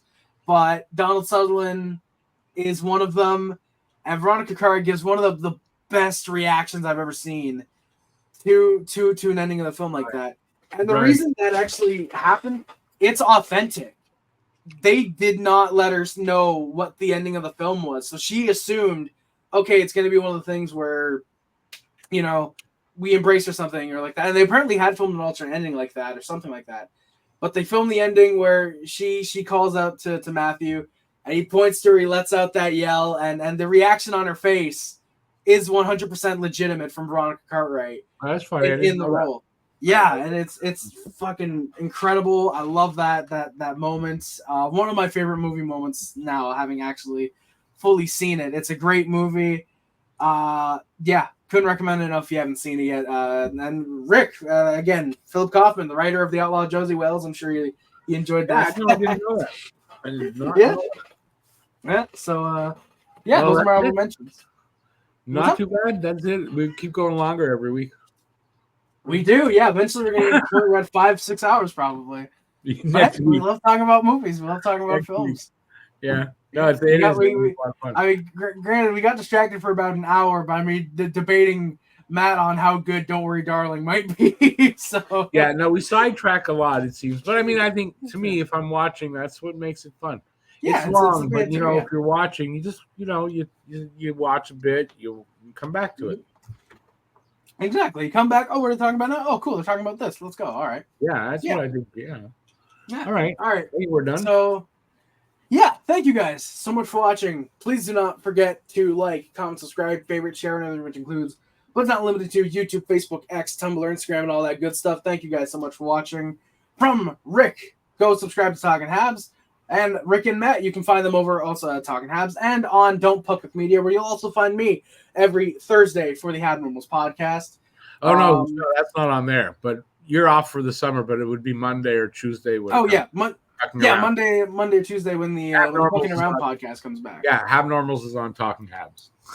Well, check me out. You can find me on Talking Habs every Wednesday or Thursday, or typically every Wednesday or Thursday for the Abnormals podcast. But I am, once the season starts back up, going to be back on Don't Puck With Media podcast every Tuesday for the Pucking Around podcast.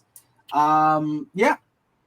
Thank you guys again so much for watching. I hope you guys enjoyed the video. Again, hit the like, subscribe. Don't forget to subscribe to Talking Habs, Don't Puck With Media. Thank you guys so much for watching. From Rick, Matt, and myself, we hope to see you back here next time. Thank you guys for coming by. My name is Horace again, and I'm out. Love you guys. See you guys. Bye, guys.